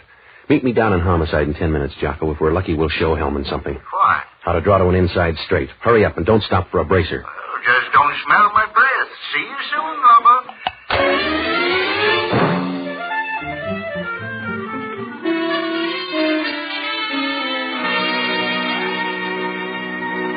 I'd explained everything I could to Hellman when Jocko got there. I went over it for him and sent him out on an errand. He was to meet Hellman and come up to Taylor's apartment. I went on ahead. It was about 11 o'clock when I knocked on the door. Mr. Novak, so soon. Yeah, I'm coming in. Hello, Taylor. I won't say you're wearing out your welcome, Mr. Novak, but it's getting very thin. You better take time out and pack your bags. Is that nice, Patsy? Because a guy named Hellman wants you for murder. We've been over that once, Mr. Novak. Yeah, but we got a whole new infield this time. Hellman thinks you killed a girl named Helen Dupre. I don't know a girl named Helen Dupre. The bank vouchers say yes. They say you brought her over here 6 weeks ago. Wait a minute, Patsy. Oh, you made the team too, Angel. They got you all fixed up for old man Halpern's case up in Sacramento. Get out of here, Novak. I left a drink here. Find a bar there. Get out of here. I wouldn't want to jam this gun through your face. Come on in, Hellman. Did you bring him with you? Yeah. Come in here, fella. Is that the girl? Yeah, that's her. Where'd you see her before? Sacramento last night. He's crazy. It's a plant, Mark. Tell him more, Junior. You sure she's the one? Yeah, she was on the road, and I seen her at the car with this old fella. Hang on, lady. The road gets bumpy from here on. My lights were out, so I guess she didn't see me. Take this little guy out of here. I got a story. I seen you hit the old fella, then start the car down the bank. I didn't hit him on the head. I told you that, Mark. Yes, you did. Tell him, Mark. Tell him I was here. How can I when you tipped our mitt? That's right, Taylor. Get out while you can. Tell him I was here, Mark. Well, you little fool. Don't you know you told them already? You're a bum guy, Mark. You've been a bum guy all along. I keep my mouth shut. I'll give you a chance to talk. I'll tell you about him, Novak. Shut up, you little half-wit. You're all right on the straightaway, but you're a bad guy on the curves, Mark. Keep still, For Angel. a tin-horn punk like you, all talk lots. You'd better say it fast.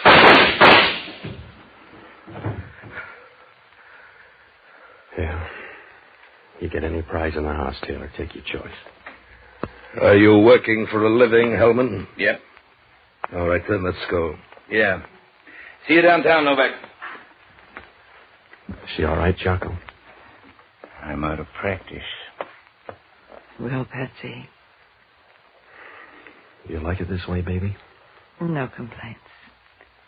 I've always gone first class. I wouldn't like it the other way. Yeah. I could have used a little more time, but I'm not greedy. Still raining out, Patsy. No. It stopped raining. It's beginning to clear up and over. Come on, Jocko. I'm talking to myself.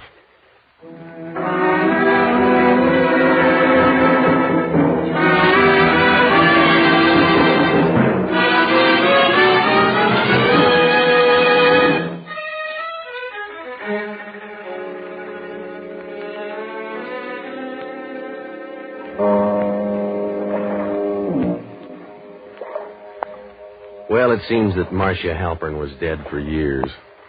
Somewhere on the other side, a girl named Helen Dupre got the story out of her. She looked a lot like Marcia Halpern, so she waited until after the war and contacted this Mark Taylor. They cooked up a hoax, and the pot boiled over. She was supposed to fake amnesia and stumble into the hospital. The pictures in the wallet would be printed. Mark would identify her as Marcia Halpern. The same night they planned to kill the old man the way they did. That way, Helen Dupre and Mark could split the dough, but they figured it wrong. Another girl named Hilda Travers had the story, too. She put the squeeze on Mark, and he blundered. He found out he didn't need a phony Marcia Halpern after all. The new clause in the will gave Mark the dough, so he loaded Helen Dupre with sleeping pills while Hilda gave the old man his last ride. All he had to do was wait for the dough and then split with Hilda. Few things went wrong. Sometimes it only takes one. Helen did her part, but she was no Bernhard. And then at the last minute, she knew something was wrong and mentioned Hilda. I kind of began to wonder when Mark identified that picture so fast. After more than 8 years, he identified it immediately. And then there was that handkerchief. From there in, it was freewheeling. All we had to have was a witness. Oh, that guy from Sacramento? Well, he was some actor that Jocko picked up in the hunt room. Hellman finally cleaned up the mess. Taylor's in the clink, and of course, the girl already picked up her end of the check. She was nice, too, if you don't mind claw marks. Well, it all worked out, and Hellman's happy, except that actor keeps calling him up for parts.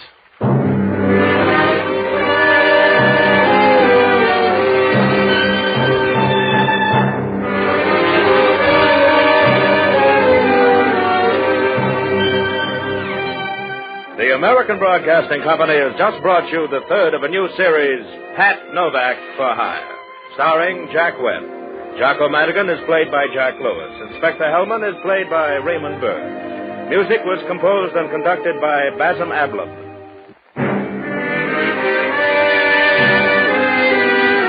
This is ABC, the American Broadcasting Company.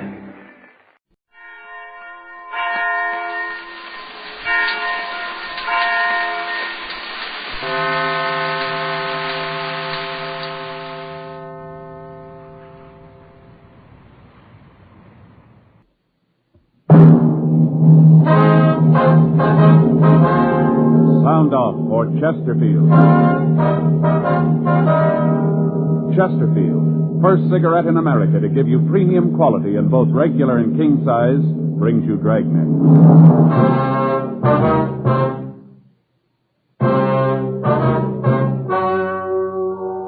Ladies and gentlemen, the story you are about to hear is true. The names have been changed to protect the innocent.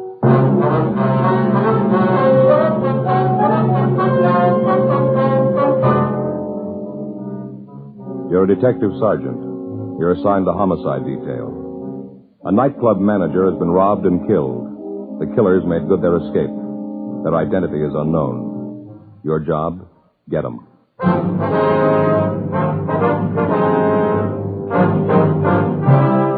Dragnet, the documented drama of an actual crime. For the next 30 minutes, in cooperation with the Los Angeles Police Department, you will travel step by step on the side of the law through an actual case transcribed from official police files. From beginning to end, from crime to punishment, Dragnet is the story of your police force in action.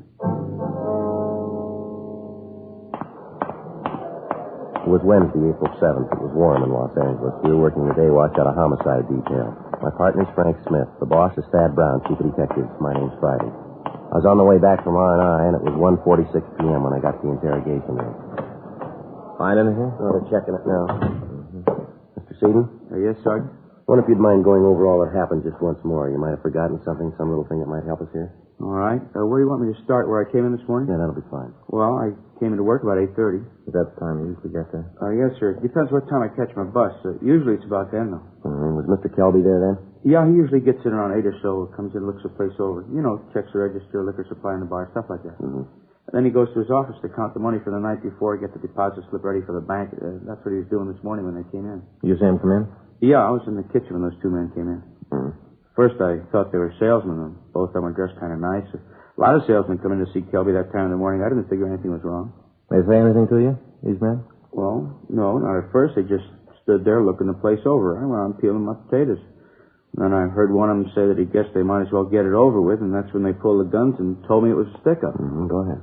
Well, first, I didn't know quite what to do. I asked them if they was kidding, not to pull jokes like that. And I told them if it was a joke, it wasn't very funny. Mm-hmm. And then the big one come over and told me to keep my mouth shut, told me it wasn't any joke. And if I made a sound, they'd just soon blow my head off and look at me. Well, you just know I wasn't about to cause any trouble. Did Mr. Kelby know they were in the place? No, not then. You see, he keeps the door to his office closed when he's counting the money, and I thought about yelling to him, but then when I looked at those two guys, I thought about what they'd said about killing me. I decided not to. What did these men do then? The tall one walked over to the door of Mr. Kelby's office and knocked on the door, and Mr. Kelby said for him to come in. Mm-hmm. And they opened the door and walked in. He saw the guns, asked them what they wanted. Told them they'd better get out of there with those guns, not to cause any trouble. The little one laughed at him and said they wanted the money and that Kelby was the one who shouldn't cause any trouble. Okay. Go ahead. Well, the little one started to pick up the money and stuff it in his pockets, and Mr. Kelby told him they better leave it alone, that he had friends to take care of him. And the two of them said something I couldn't hear. The little one told Kelby that his friends wouldn't do him any good. And that's when they shot him. Which one actually shot him? Oh, the little one. He's the one who said that thing about the friends. Well, did you try to do anything to help Kelby while all this was going on? Well, what could I do? I told you what those guys said. Kelby wanted to be a hero, save the money, fine. Wasn't his money, belonged to the owners. Look, I tell you, Sergeant, money isn't worth that much. They nail you into that box and they don't throw a bank book in. These guys told me to stay put. I stayed put. What did these two fellows do after they shot Kelby? Well, the big one was real surprised, like he didn't know the little one was going to do it. Yelled at him he was a fool, said he was a stupid fool. Those were his exact words. And the little guy finished getting all the money and then they ran out. Well, I'll tell you, I was scared to death they were going to kill me, too. It looked like it for a minute, too. How do you mean? Well, when they ran through the kitchen of the back door, Lewin stopped and asked what they was going to do about me. I thought, sure, my number was up. Big one said not to make it any worse, to leave me alone. Then they ran out of the place. Boy, that's when I called the cops and those other guys, out there in the car. And then you came. The rest you know. Are you sure that you've never seen any one of these men before? No, sir. I'm pretty sure I haven't. I wonder if you can give us some kind of a description on these two men. Yeah, the big one was about 6'2", maybe 3. Weighed about 180 to 200. Dark. Black curly hair. Anything special about him? The way he talked, any scars, anything like that? No, nothing. How was he dressed, can you remember? Yeah, he had on a gray suit. Glen plaid had kind of red in it, The suit looked expensive. He had black shoes, maroon tie. Now, how about the smaller one? What did he look like? Oh, he was a little one, 5, 6, or 7, 130, 35 pounds. He was dark, too, black hair, cut real short. Uh-huh. How about his clothes? Had on a blue suit. Looked like a gabardine. Single-breasted, light blue. Had on a yellow shirt and dark blue tie. Would you know if there were any marks or scars on him? Oh, yeah. He had a little tiny scar right here. On the edge of his mouth. Made him look like he was smiling all the time. Well, these are very good descriptions, Mr. Seaton. They're going to help us a lot here. Yeah, well, like I said, I wasn't about to be a hero and try to stop these two, but I knew that you'd want to know what they looked like, so I tried to get all the dope I could. We understand. Now, during the holdup, did either of these men use any names? One of them call the other by a name, anything like that? Oh, let me think about that. Yeah, there was something. While they were in the office, while the little guy was picking up the money, the big one said, "Hurry up, Deuce." Yeah, he called him Deuce. That was a smaller one? Uh-huh, that's right, Deuce. Joe? Yeah. I'll ask the staff's office to make a run on the descriptions and MO for us. Check the oddity and the Monica file in the R&I office and see if they can come up with a deuce or anything on this guy. That'll be fine, Frank. Thanks a lot. Hey, you got cigarettes, Sergeant? Yeah. Here you go. Thanks. How about Mac? Sure. Yeah. Thanks. Yeah, it's a terrible thing, Kelby being shot. I'll probably lose my job. How's that? I'll probably lose my job. The owners will figure, sure, I should have tried to stop those guys. Well, those are the breaks. You said that when these men came in, the door to the manager's office was closed. Is that right? Oh, yes, sir. Mr. Kelby always kept it closed when he counted the money, just like I said. Uh-huh. Well, it looks like the men knew that Kelby would be checking the money at that time, doesn't it? That they knew the layout of the place when they came in. Yeah, I never thought of that. By gosh, that's what must have happened. They sure seemed to know what was going on. Anybody else that was usually around at that time, would you know? Anybody that might have known that the manager worked the accounts at that particular time? No, there's nobody else around. But I don't think that Mr. Kelby kept it a secret about the money. Was Kelby conscious at all after he was shot? Do you remember that? Not more than a minute. I ran over to him right after the man left. I wanted to see if I could help, Yeah, he was shot pretty bad. They'd hit him in the stomach. He was all doubled up. Terrible. He looked up at me and said, "I know." And his voice kind of trailed off. That's all. Just, I know. Staff's office is making a run, Joe. Got out the local and the APB on the suspects. Nothing that matches the name Deuce and nothing on the scar. Anything from the crime lab yet? No. Checked by the office. While I was there, Murphy called from Georgia Street. Anything? Yeah, not good. What? Kelby died, never regained consciousness. With the death of the victim, any information he might have given us about his killers was gone. The one witness to the murder was shown the mug books, but was unable to identify the suspect. Sergeants Gill Encinas and Danny Galindo canvassed the neighborhood and came up with the driver of a bakery truck who thought he'd seen the killers leave the club. He told them that 2 men answering the description given us had walked out of the club and gotten into a late model Mercury sedan. He'd not been able to get the license number of the car, however. He was brought into the office and shown the mug books, but he was unable to point out the killers for us. In checking the neighborhood, Encinas and Galindo had come up with a waitress who had seen 2 men answering the description of the killers loitering around the area. She also described the Mercury sedan, but said that she hadn't paid much attention to it. Because of the smoothness with which the hold-up men had operated, indications led us to believe that they had been tipped off by somebody working for the club. Proceeding with this theory, we checked with the club owner, a Mr. John Watson. We found him in the kitchen of his home. Hope you don't mind if I finish up here, officers. No, not at all, Mr. Watson. Guess it seems a little silly to you for a man to be in the kitchen. Kind of a hobby of mine, cooking. Yes, sir? Making a cheesecake. Got some friends coming over tonight. Figured the cheesecake might taste good later in the evening. Yes, sir. You go right ahead. We just have a few questions we'd like to ask you. About the robbery? Terrible thing. I don't understand why Kelby just didn't give him the money. Not give him any reason to shoot. Do you have any idea who might have known that the money would be in the office at the time? Almost everyone that worked in the place, not making mention of the salesman that came in. Would you hand me that rolling pin over there? Yeah. Here you are. Thanks. Crust to a cheesecake's important. That's one of the reasons I make them myself. Can't stand a soggy crust. Are there any of your employees that you think might do a thing like this? Well, that'd be hard to say. I didn't get around the club much. Once in a while, I'd drop by, chat with Kelby. He did the hiring and firing. As long as the place made money, I didn't interfere. Well, the way it looks, it could be very likely that one of the employees did it. The men who pulled the job seem to know just what they were doing. That right? Yes, sir. I wonder if we could look through your employment record. Sure, of course. Anything I can do to help out in this thing. Would you hand me that pan over there? Where? This one? Yeah. Thanks. Get this crust into it, and the cheesecake's about ready. Yeah, sure, you can look at the record. Don't see what that's going to show, but you're welcome to them. What kind of a car do you drive, Mr. Watson? New Lincoln. Just got it a couple of weeks ago. Any of your employees drive a late model Mercury that you might know of? No. Oh, like I said, I don't really have a lot to do with the actual operation of the club. Kelby took care of that. Good manager. Did a fine job. Can you tell us how much money they took, sir? No, near as we can tell, it came to a little over $1,100. Some of that was in checks, that we cash for our customers. Well, that finishes that. Get this together. Now, get it in the oven. Looks good, doesn't it? Yes, sir. You should taste it. Set it for 350 for 25 minutes, and that does it. Yeah. Now then, can I get you offered anything? A cup of coffee, something like that? No, sir. If you just arrange for us to check your employment records. Certainly. I'll call the club right away. We'd appreciate that. My brother-in-law's down there looking after things now. He's an idiot. Never could get a job on his own. I only hired him because my wife insisted on it. Yeah, he'd probably botch up the whole thing. Usually does. Well, if you'd call him, sir. How's Kelby's condition? Going to be laid up long? Well, Mr. Kelby's dead, sir. We thought you knew. No, I hadn't heard. Oh, I can hardly believe it. Such a ruthless thing. Just terrible. Kelby was such a good man. Everybody that worked for him liked him. Didn't have an enemy in the world. He had two.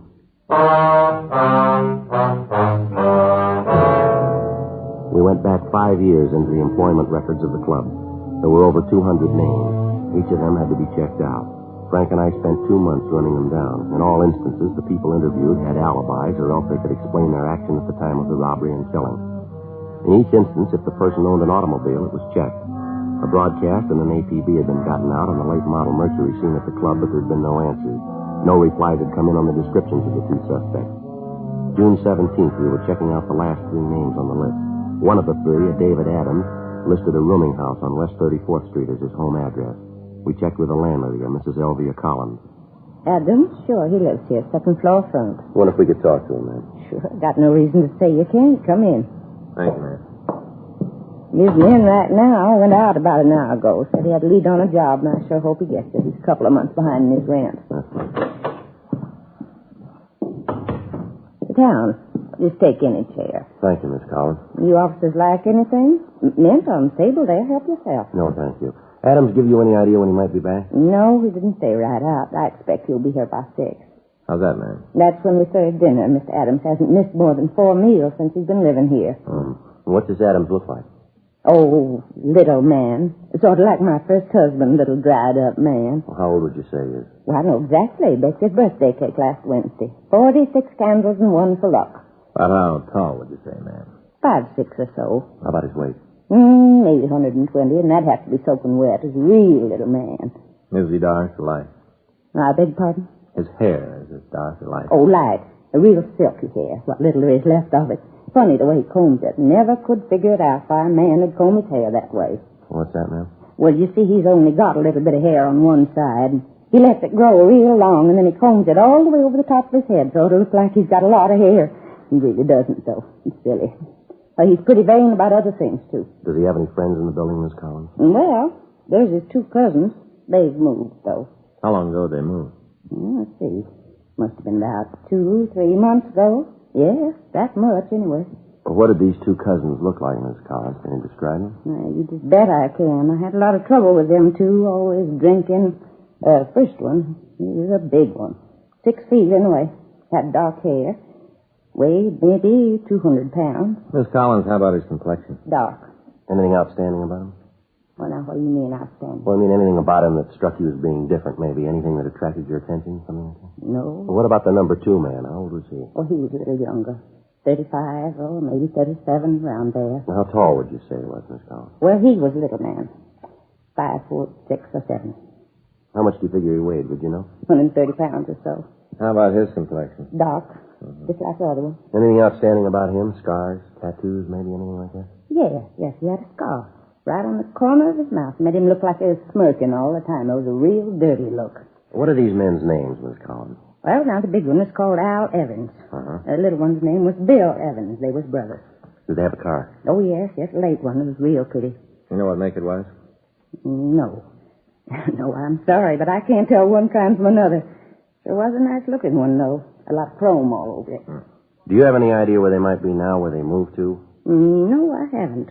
Well, Mr. Adams can probably tell you, though. I see. Oh, that might be him now. I'll see. We'll go with you, ma'am, all right? Are you expecting any trouble? What's this all about, anyway? Mr. Adams done something wrong? Oh, I do hope not. He's a little man, but he's awfully nice. We'd just like to talk to him. Oh, I sure hope there won't be any trouble. Oh, Mr. Adams. Yes, Miss Collins? These gentlemen would like to talk to you. Oh? Nothing I can do for you? Are you David Adams? Yes, sir, that's right. We're police officers, Mr. Adams. My name's Friday. It's my partner, Frank Smith. How do you do? What is it you wanted? Well, it might be better if we talked in your room. All right, but I still don't see what it is you want. Did you get the job? No, Mrs. Collins, but I've got another lead. Don't worry, I'll be able to take care of that matter by the first next week. Oh, it's all right, Mr. Adams. I understand. This is it. Not much. Sit down anyway. Thank you. You want to tell me what this is all about now? What it is that you want with me? Well, we'd like to talk to you about the robbery of the Pink Rat Cafe last April. Manager was killed. The Pink Rat, yes. I worked there a couple of years ago, but I don't think I've been in the place since then. I lost the job. Kelby fired me for dropping a load of dishes. Did you have an argument at the time? Well, a little one, yeah. I was sore. He was, too. Wanted me to pay for the dishes. I didn't feel it was my fault. I told him so. He had a few words. Nothing serious, so why? Mr. Kelby was killed in the holdup at the bar. Yes, I know. That's too bad. But you surely don't think I had anything to do with that, do you? Well, that's what we're trying to find out. Well, why do you think I'd have anything to do with it? I haven't been near the place for a couple of years. Well, the way the thing was pulled, the whole M.O. makes it look like it's an inside job. Somebody had to give the layout, tell him that Kelby would be in his office with the money at that time. It all points to somebody that either works there now or who did work there. Yes, but why me? Well, your name was on the list. It had to be checked out. Adams, you got any relatives in town? Not now. I had a couple of cousins. They were out here for a while. What are their names? Al and Bill Evans. Mind if we look around your room? No, I got nothing to hide. Go ahead and look around. You won't find anything. Thanks. What is it about my cousins? You figure they had something to do with the thing? Well, we think they might have. Their descriptions match the ones we got from the witnesses. You've been talking to old Mrs. Collins. She's the one that told you about Alan Bill, isn't she? Well, who told us isn't important, Adam? You don't have to admit it, I know. You're a busybody, always getting a nose into somebody else's business. Oh, Harpy. Joe? Yeah. Look at here. What's this gun for, Adam? You never know when somebody's going to try to break into the house. It's protection, that's all. You never had it out of the house, huh? Not since I bought it. It's a 32, though. What are you so interested for? Kelby was killed with a 38. Well, he was, wasn't he? Seems to me I heard it on the radio or read it in one of the papers. No, you didn't. The caliber of the gun that killed him wasn't released. How'd you know? I must have read it in the paper, like I said. No, this won't work, mister. I think maybe we better talk to you downtown, huh? You going to arrest me? Just like to talk to you downtown. Let's go. Well, sure, but I got nothing to hide. Well, you still got to come up with an explanation for knowing about that gun. Description we got matches your cousin's. You know about the gun. You got a lot to explain. I don't want to go to jail. Too bad, Adam. You should have thought about that before you got involved in this. Well, if I tell you, if I help to get the guys that did it, will you give me a break? Well, we can't make any deal. Well, I don't want to go to jail. You can't do anything for me, huh? All we can do is see that the district attorney's office knows that you've helped. But you'll tell him, huh? If I give you a hand? He'll know about it. Okay. I got claustrophobia putting me in a cell and drive me nuts. I'll tell you who did the job. More than that. Yeah. I can show you the gun they used.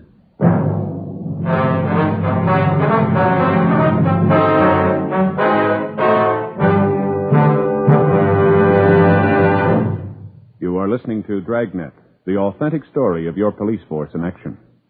Listen to what the nation's press has had to say about Chesterfield's. Atlantic City Evening Union. Wholesalers and retailers report an extraordinary demand for Chesterfields in both sizes, with sellouts in many instances. Cleveland Press. Dealers everywhere report the big pack sale phenomenal. Last week in Cleveland, some areas reported the long-sized Chesterfield outsold all other brands. And from all over the country, we're getting reports from dealers telling us no product they ever handled has grown so fast in so short a time as king-size Chesterfields. Yes, with the buying public today, high quality for the money is a must. And that's why so many smokers are changing to Chesterfield. First cigarette in America to give you premium quality in both regular and king size. King size Chesterfield is exactly the same as regular Chesterfield, except it's larger. Contains so much more of the same tobacco, it gives you a 21% longer smoke, yet costs very little more. And the tobacco in king-size Chesterfield is of better quality and higher price than the tobacco in any other king-size cigarette. Try Chesterfield. Either way you like them, regular or king size, they're much milder. Chesterfield gives you the best possible smoke.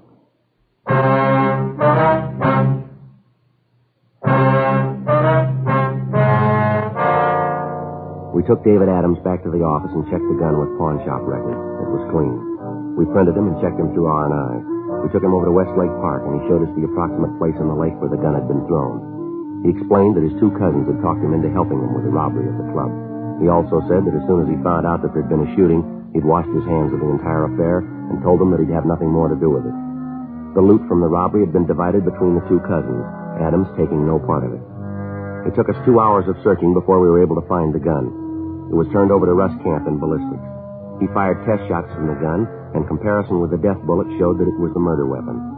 Markings on the shell casing found at the scene of the crime were the same as those left on the test casing. Adams told us that Bill Evans owned a late model Mercury sedan and that the two brothers had left for St. Louis in the car.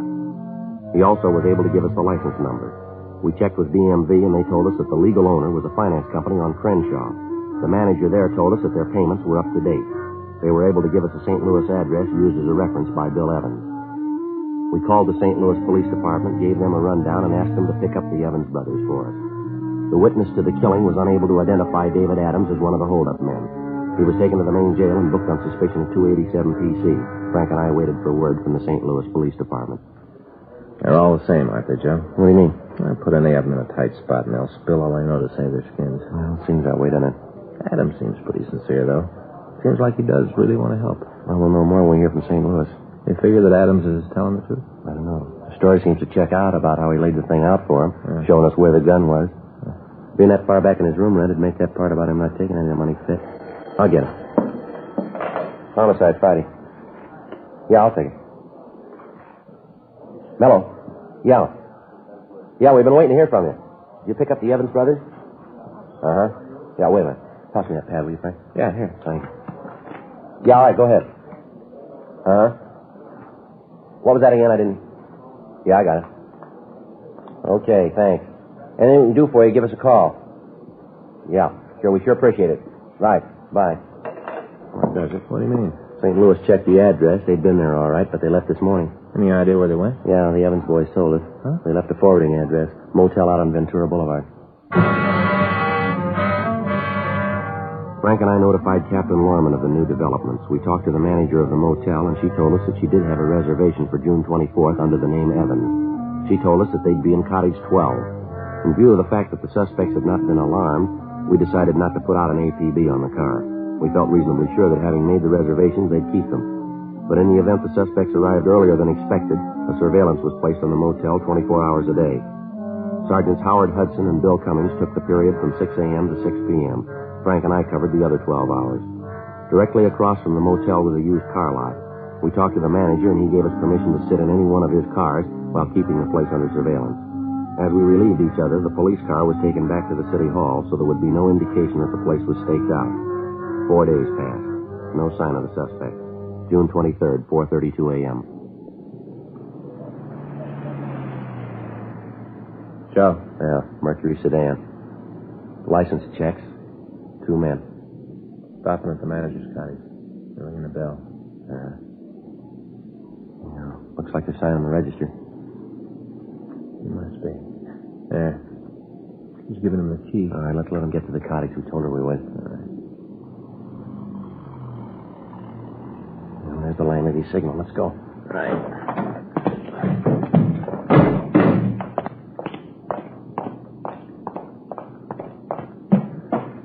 Cover me. Yeah.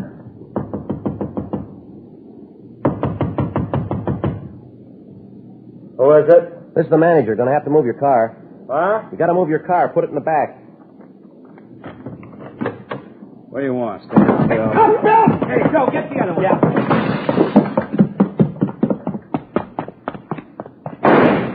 Get away from the cop. Leave me alone. All right, give it up, mister. I'm getting out. You got any brains? You ain't nothing trying to stop me. You're going no place, mister. You can't get over that wall. Throw that gun out here. You haven't got a chance. No, sir, Arthur. You'll never take me. All right, hold it up, Evan.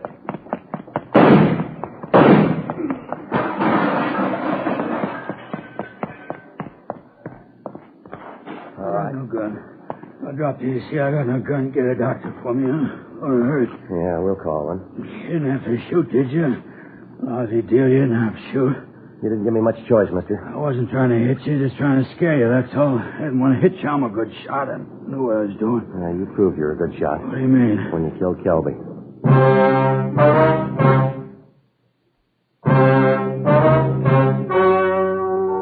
The story you have just heard was true. The names were changed to protect the innocent. On October 4th, trial was held in Superior Court, Department 87, City and County of Los Angeles, State of California. In a moment, the results of that trial. Nose, throat, and accessory organs not adversely affected by smoking Chesterfield. First such report ever published about any cigarette. Yes, and it applies only to Chesterfield. A responsible consulting organization has reported the results of a continuing study by a competent medical specialist and his staff on the effects of smoking Chesterfield cigarettes. A group of people from various walks of life was organized to smoke only Chesterfields. For 6 months, this group of men and women smoked their normal amount of Chesterfields, 10 to 40 a day. 45% of the group smoked Chesterfields continually from 1 to 30 years, for an average of 10 years each. At the beginning and at the end of the 6 months period, each smoker was given a thorough examination, including X-ray pictures, by the medical specialist and his assistants. The examination covered the sinuses as well as the nose, ears, and throat. The medical specialist, after a thorough examination of every member of the group, stated, quote, "It is my opinion that the ears, nose, throat, and accessory organs of all participating subjects examined by me were not adversely affected in the 6 months period by smoking the cigarettes provided," unquote. Now remember this Chesterfield report. It's the first such report ever published about any cigarette. Nose, throat, and accessory organs not adversely affected by smoking Chesterfields. Buy Chesterfield either way you like them, regular or king size. Chesterfield gives you the best possible smoke.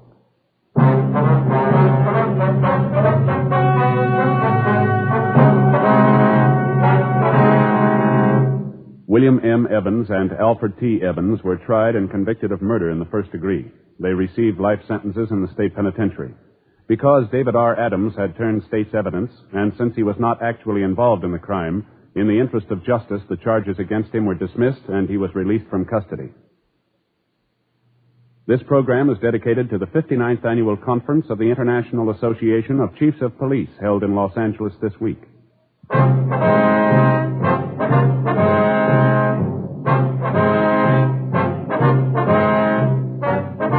You have just heard Dragnet, a series of authentic cases from official files. Technical advice comes from the Office of Chief of Police W.H. Parker, Los Angeles Police Department. Technical advisors, Captain Jack Donahoe, Sergeant Marty Wynn, Sergeant Vance Frazier.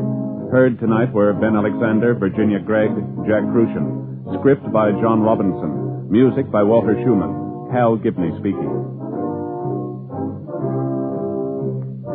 These great programs sound off for Chesterfield. Radio, Dragnet, the Dean Martin and Jerry Lewis Show. And every weekday, Arthur Godfrey time.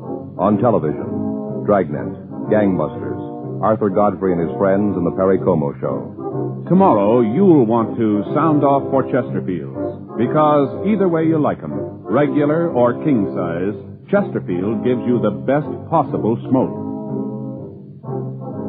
Chesterfield has brought you Dragnet, transcribed from Los Angeles.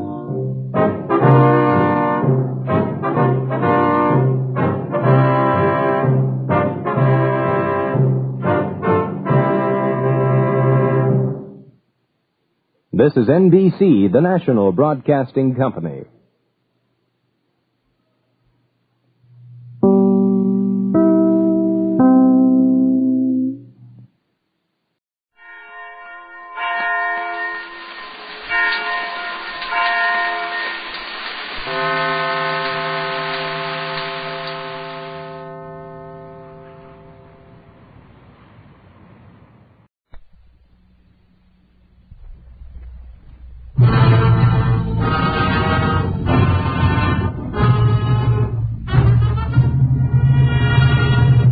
Closed my office door behind her, started walking slowly toward me.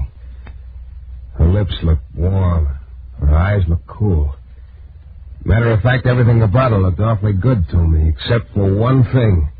That big black gun she was pointing at my belt buckle.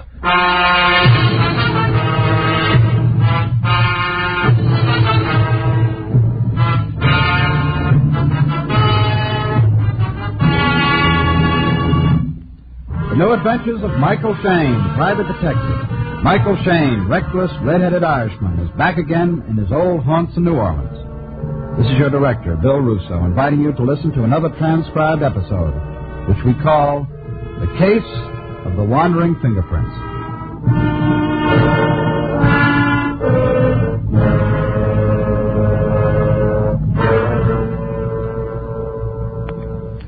Yeah, what'll it be, Bud? Huh?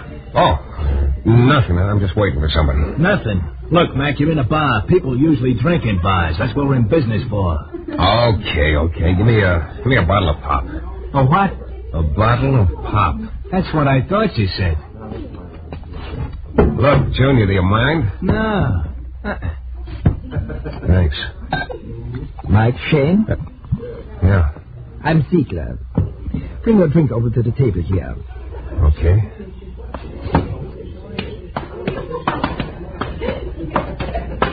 Been waiting long? Just a couple of minutes. Well, let's have it. You said on the phone they'd be going. That could be. Look, Ziegler, let's not play guessing games. What's your pitch? You and I are going to be partners, Shayne. Partners? What do you mean? I've got a little proposition you are going to go for. You know, you sound awful sure of yourself. Oh, I am. Well, let's have it. All right. Know anything about electrolysis? Look, I'm no chemical engineer. I am, sort of. Enough of one to have figured out this process. Look, will you do me a favor? Start at the beginning. All right. I've got a process by which I can transfer fingerprints. You can what? Transfer fingerprints. From one place to another. Any place. You're nuts. Am I? Can't be done. Don't take any bets on that, Shayne. You'd have to pay off. Look, I tell you, it's impossible. It's simple, if you know how. So you dust the prints with a certain chemical powder. You follow me? You take a picture of them, then make an electrolytic plate from the negative. Then dip it in acid. Then you make a mold from liquid rubber.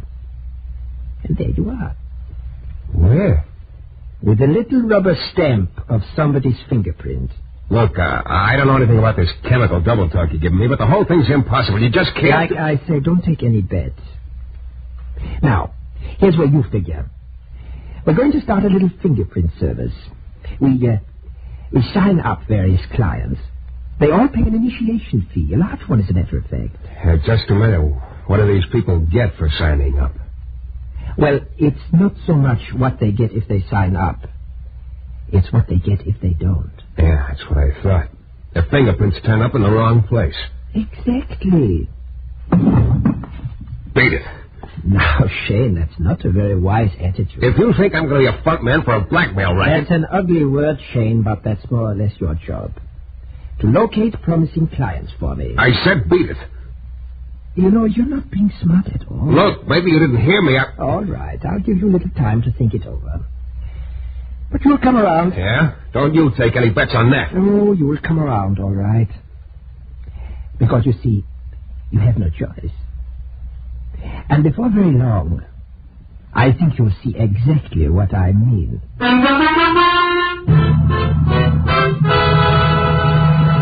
In a moment, we'll return to Mike Shayne and the case of the wandering fingerprints.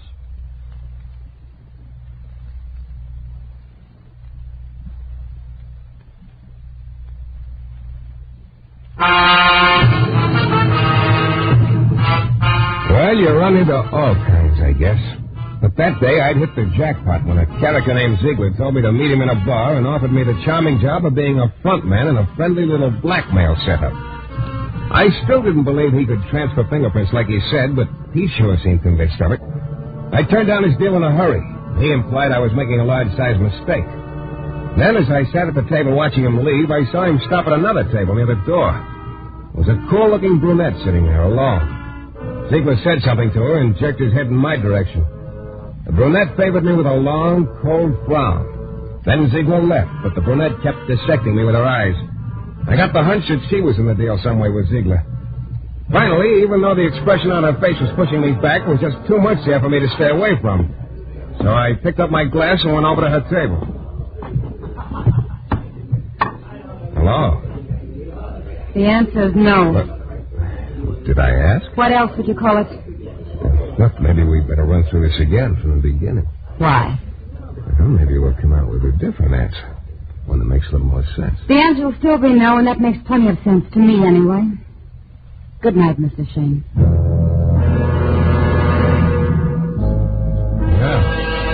I sat there with my mouth open while she walked out the door. I was one puzzled guy. What that little conversation was all about was way beyond me. Either I'd missed a few key words here and there, or else the girl was passing up a great career as a mind reader. The bartender came over to the table about then and started picking up the glasses, so I left. It was still early, and I suddenly felt like doing a little of the town. So I called a redhead I know and asked her if she was busy. She wasn't, so we took in the town. The next morning, feeling chipper as a school kid on Saturday, I tripped down to my office, opened the door, picked up the mail on the floor, and started for my desk. Then I stopped. The chair behind my desk was rocking slowly back and forth, and it was occupied. Hello, Shayne. Well, Inspector Lefevre. Inspecting again? Sit down. Yeah, thanks. You decided to move your headquarters here, or is this a social call? Wrong twice. Well, it's early yet. I'll sharpen up. Now, let's see. What could it be this time? Murder? Maybe robbery? Robbery. Arson? Huh? Robbery. Look, I was kidding. I wasn't. No, wait a minute, Lefevre. What goes? You know an old family named Chartier, Shayne? I live in the quarter. Chartier? No, why? Sure. I said no. Haven't paid any social calls on him lately? Say, last night? Look, I told you I don't know him. Why would I be paying him a call?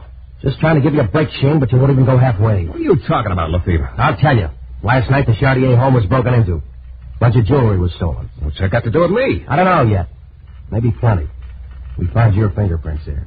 My Oh, no. Oh, yes. Oh, Inspector, there must be some mistake. My fingerprints couldn't have been there. Shayne, fingerprints are sort of a hobby with us. There wasn't a mistake. They're your prints. How come? I don't know how come. Oh, no, it couldn't be. You're pretty hard to convince. That's not what I meant. I meant... Skip it. It'd sound like it was right out of a book. What would? Look, Lefevre, I didn't rob the Chartier home. Give me credit for more brains than that. I had given you credit, Shayne. That's what puzzles me. Hey, any idea what time the robbery took place? Between 12 and 1. Yeah, you know, I'm awfully happy to hear that. Mm-hmm. Alibi? Yeah, I had a date with a redhead. Yeah. You happen to remember her name? Of course, she's a friend of mine. Patty Bannekerkin. Patty Bannekerkin. Now, Shayne. Look, could I make up a name like that? You could. We'll check it. Yeah, I know you will, Inspector. And, keep in touch, huh? Yeah, I know. Don't leave town. Mm-hmm. One more thing. What is it? How about a little shot of oil for your chair? Well, as usual, the inspector left me with a lot of questions and no answers. Not even an answer off the squeaky chair. I sat there for quite a while trying to figure out another logical explanation. And I finally gave up. As far as I could see, there was only one answer. Ziegler was able to transfer fingerprints. And he'd taken this very quaint way of proving it to me. I spent a little while in a half-hearted search for a can of oil and gave up. I guess I must have been staring unhappily out the window for maybe 15 minutes when I heard a slight noise behind me. I turned around and looked up. There, standing beside my desk, was my friend Ziegler. Hello, Shayne. You again. Me again. You had a visitor a little while ago, didn't you? Inspector Lefevre. So? What does he want, Shayne? He just heard a new joke and had to run right down here and tell me. I think he wanted to tell you about that robbery at the Chartier place. And about your fingerprints being there. Okay. I don't know how you did it, but... Very simple. I told you. My process. Yeah, your process. Look, you may not realize it, but I was just lucky enough to have an alibi for last night. If I hadn't... Oh, but I do realize it. I know you had an alibi. And that's just the way I wanted it. You what? Certainly. I didn't want you to get into trouble. This time... Look, I don't get it. But I don't want to get it. This little game you're playing, it's not going to work. I told you once, I'm not going to be front man for your blackmail pitch, and I still mean it. You know, you are hard to convince. Well, I guess I have more of an alternative. What do you mean? Oh, just that I'd hate to have the same thing happen to you that happened to Al Metcalf. You have heard of Al Metcalf, haven't you? Yeah, read about him in the papers. He's on trial for murder. That's right. Wait a minute. Are you trying to tell me that... I'm just pointing out that Al could have been a partner of mine. He had the same opportunity you have. But he was difficult about it. He turned me down. Cold.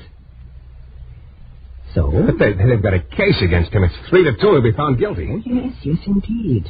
And it's interesting, isn't it, that most of the case against him is his fingerprints at the scene of the crime. You mean you deliberate... You planted them? I wouldn't want that to happen to you, Shayne. So don't keep me waiting any longer. You don't exactly leave me much choice. Right. So you're my boy, Shayne. From now on. And don't ever forget it. Inspector Lefevre's already had you on the carpet for robbery. Think of the fun he's going to have when he gets you for murder.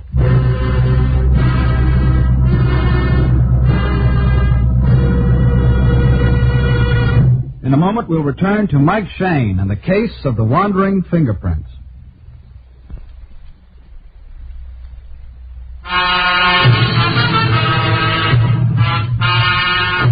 Well, it all started when a character named Ziegler offered me a partnership in a fingerprint-planting blackmail corporation. I declined without thanks. So Ziegler promptly planted my fingerprints at the scene of a robbery, thereby bringing Inspector Lefevre into my office for an antisocial call. The inspector left after a few minutes to check my alibi, and then Ziegler dropped in. He told me he could, if necessary, plant my prints at the scene of a murder, like he said he'd already done with a guy named Al Metcalf, who, as a matter of fact, was facing a murder rap right now. Well, that sort of weakened my opposition. Ziegler pronounced me his boy. He told me to meet him that night in the same bar, and he'd give me my instructions then. After he left, I grabbed the phone and called Inspector Lefevre. Homicide, Lefevre. Shayne, Inspector. Yeah. There is a Patty Batterkirk. Oh, wait a minute. And you were with her last night. So you're in the clear on that robbery, I guess. Thanks. I don't get it at all. Say, incidentally, what's Patty so mad at you about? That's not what I called you about, Lefevre. Look, you're holding a guy named Al Metcalf on a murder rap. You've been reading back issues.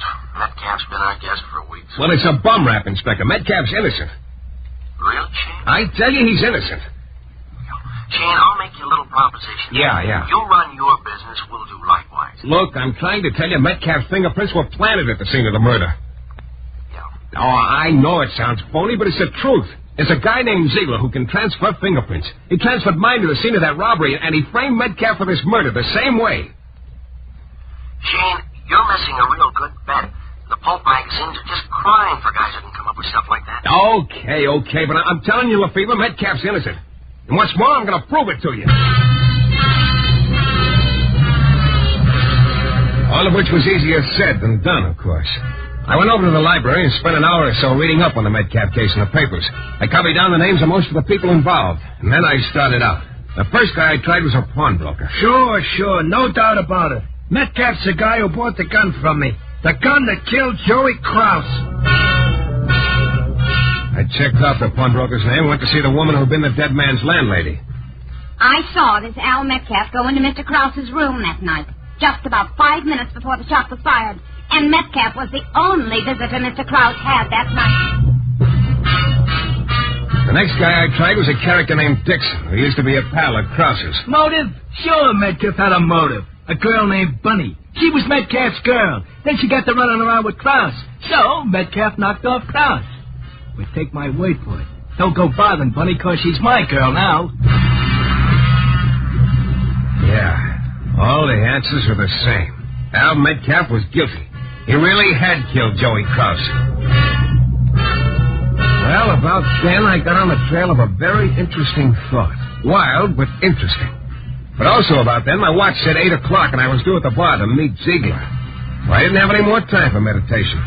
But I knew that somehow, some way, I had to find a weak spot in Ziegler. Something that'd give me a club, too. And then I thought of a gag that might just possibly give me that club. It was old, but it could work. Ziegler was sitting at his table waiting for me. As I walked over to him, I could see he didn't look very happy. Sit down, Shayne. Yeah, thanks. You're late. A little. I don't like people to be late. What kept you? Look, in case you don't know it, I work for a living. What kept you, Shayne? I was conducting a little investigation. Who for? Me, okay? Shayne, you have quite a few things to learn about working for me. Your attitude, for one thing. It'll have to change. But we'll let that go for now. I've got a list of people I'm going to give to you. I want you to contact each of them and sign them up. You can start... Cigarette? Thanks. Here's a light. Help yourself. Thank you. Now... just one thing. What is it? The girl. What girl? The brunette who was sitting over near the door the last time I talked to you here. Oh, you mean Susan. Do I? What about her? That's what I'm wondering, where she fits in. Well, let's just say that you and she and I will be sort of in business together. I see. Why? Oh, just after you left, I went over to her table. Well? I thought we might make a little light conversation, but she wasn't having any. She can be difficult. Shayne, all this talk about nothing in particular, I somehow get the impression you're trying to stall me. That would be very foolish, Shayne. Yeah, Ziegler, I've been trying to stall, but it hasn't worked, so I'm not going to stall anymore. Okay, give me that list. I'll go to work.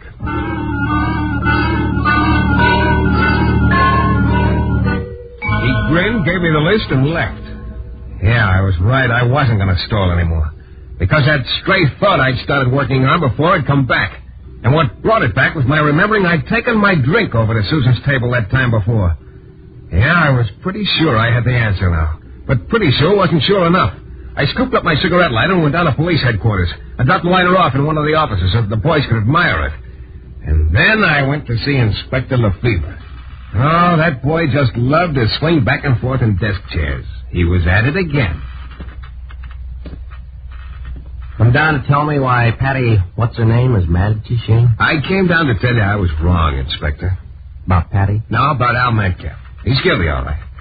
Well, now, that's real good to know. Look, Metcalf's fingerprints were at the scene of the murder, huh? Where were they? Plastered all over the place. Yeah. Now, my fingerprints were at the scene of that robbery at the Chartier house. Mm-hmm. Where were they? Why? Believe me, Lefebvre, I'm asking you the $64 question. Where were my prints? On a glass. Yeah. Thanks, Lefebvre. No charge. Oh, you leaving? Uh-huh. I got to see a girl named Susan. Need any help? No, this is sort of a private deal. Sure you don't need any help? Sure. There is one thing, though. What's that? A chair of yours could stand a shot of oil, too.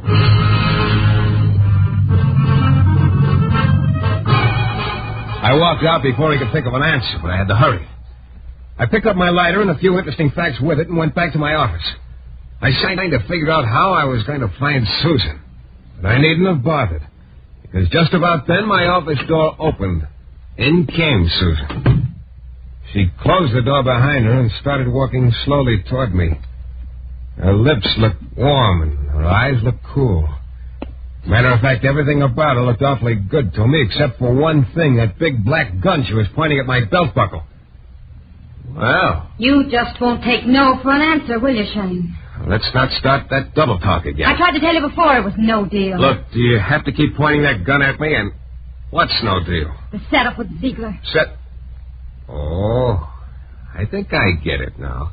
You don't like the idea of anyone else working with you and Ziegler, is that it?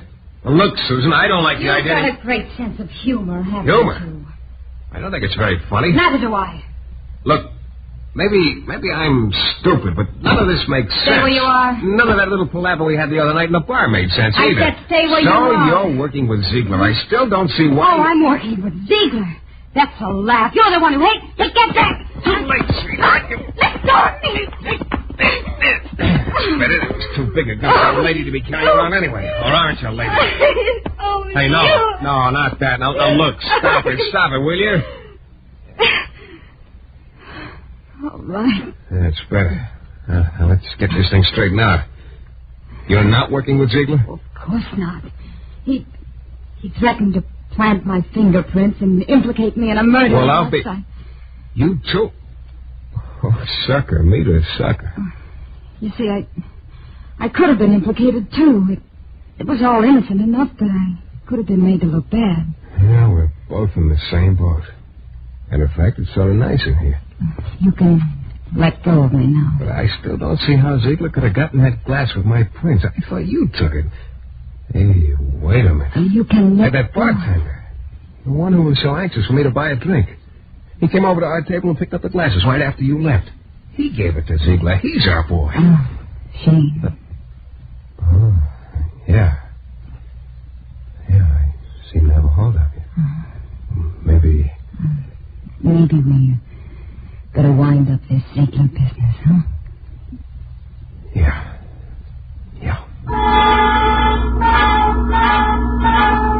Well, with an incentive like that, how could I lose? I charged over to the bar, but the bartender I was looking for was off duty. I got his address, though, and went over. Yeah, what's up? Oh, it's you. Yeah, it's me. You don't want to beat it, Dan. I'm coming in. Cut it out. What brings you here? Ziegler. Close the door, Jim. Okay. And Shayne, back up against that wall over there. Well, looks like I hit the jackpot, Ziegler. Yes. And it's such a pity, too. Because this machine isn't going to pay off with anything except a slug.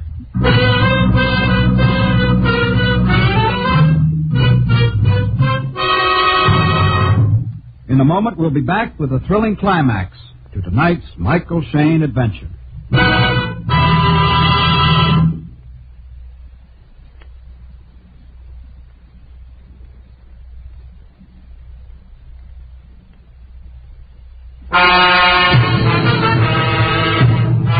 Well, there I was. I'd figured out the whole deal, but at the moment it looked like there wasn't much future in being a genius. One look at the bartender and Ziegler showed me they didn't think so either. So you figured out my little scheme, eh, Shayne? Yeah, lucky me. You know, I thought the mention of the Metcalf case was going to keep you in line. You pulled that one out of the headlines and tried to make me think you had something to do with it. It seemed to work for a while, anyway. Yeah, until I found out Metcalf really was guilty. We're wasting time, Ziegler. The rest wasn't too tough.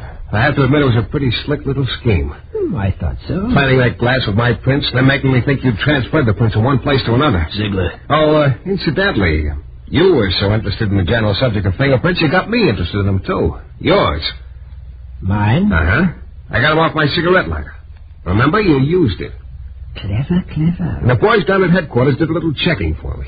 I found out a couple of cities are interested in you. Topeka, for one. A bunco charge there, I think. You're always a man for a fast deal, huh? You're very thorough, Shayne. I admire it. But... all right, Jim. Yeah. The bartender picked up an empty bottle. Then he held it by the neck, swung it onto the side of the table, and broke it. That left him with a jagged stub in his hand. He started toward me with it. I don't like broken glass, but there wasn't much I could do. I raised my arm in front of my face. Take care of him, Nikes. Well, Shayne? Well, Inspector Lefevre. How'd you know? When the boys reported to me that you'd brought in some fingerprints belonging to this guy, Ziegler, I thought maybe we better find out what was cooking. So we tails you. Right into the oven. Inspector, would you believe it if I told you I was awfully glad to see you? Yeah. Shayne. Yeah? It's a good thing you didn't need any help. Huh? No comment. Well, that was just about that.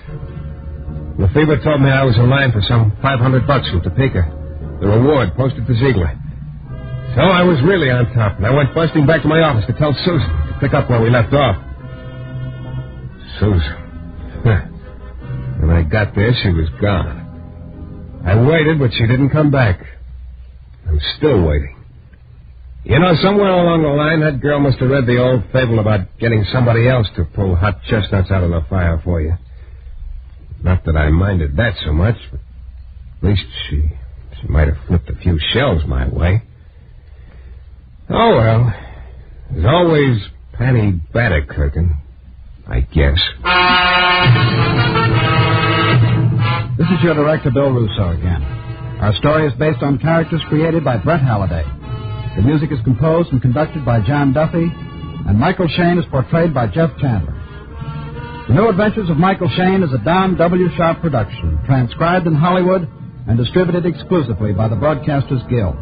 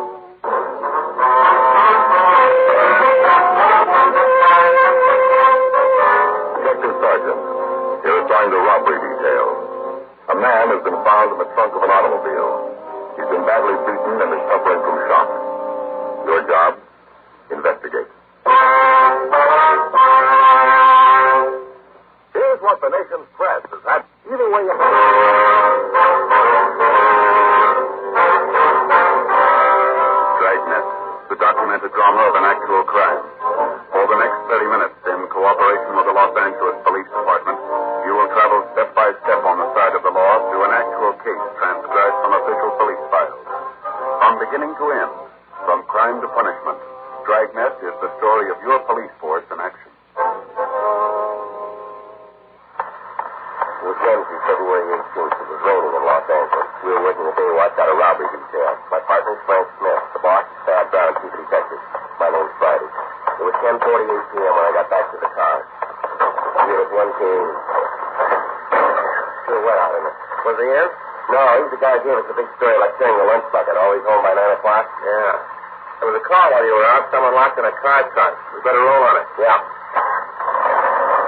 What do you figure about your informant? I don't know. This rain holed up someplace. He's not on the street. He's your boy, Joe. You ever come up with anything worthwhile? Well, he used to. Got to be an awful lunch now. He can't stay sober long enough. Always talking about joining AA, but he never seems to get around to it. Too bad. Doing good if you give him a chance. If you want to be helped, they're the ones who can do it. Well, I'll try to catch him in the morning, huh? It's getting late. I'm tired. Yeah, I could use some sleep. Hey, when we see this guy, you think he'll be able to give us anything? I don't know. Nancy might. He might be able to come up with something. Doesn't figure, Joe. Nice job they've pulled. There's not a rumble in town on him. Not even a close identification. Well, we don't turn him soon. It's going to be out of our hands. Be something for homicide to work on. You figure this trunk deal might be the same one? Well, if it's him, it makes number 10 for him. The old man will scream his head off in the morning. Sure won't help his ulcer. He'll be sipping milk all day. He just graduated from soft-boiled eggs. This thing will put him right back on the sippy diet. Poor old idiot. Thieves and ulcers. He just can't win. Now, that must be it up there, Frank. Guy waving the radio car. Oh, yeah. There's 1A4 just coming in, too. Yeah. That's good here. You want to get out my side? Yeah. Go ahead.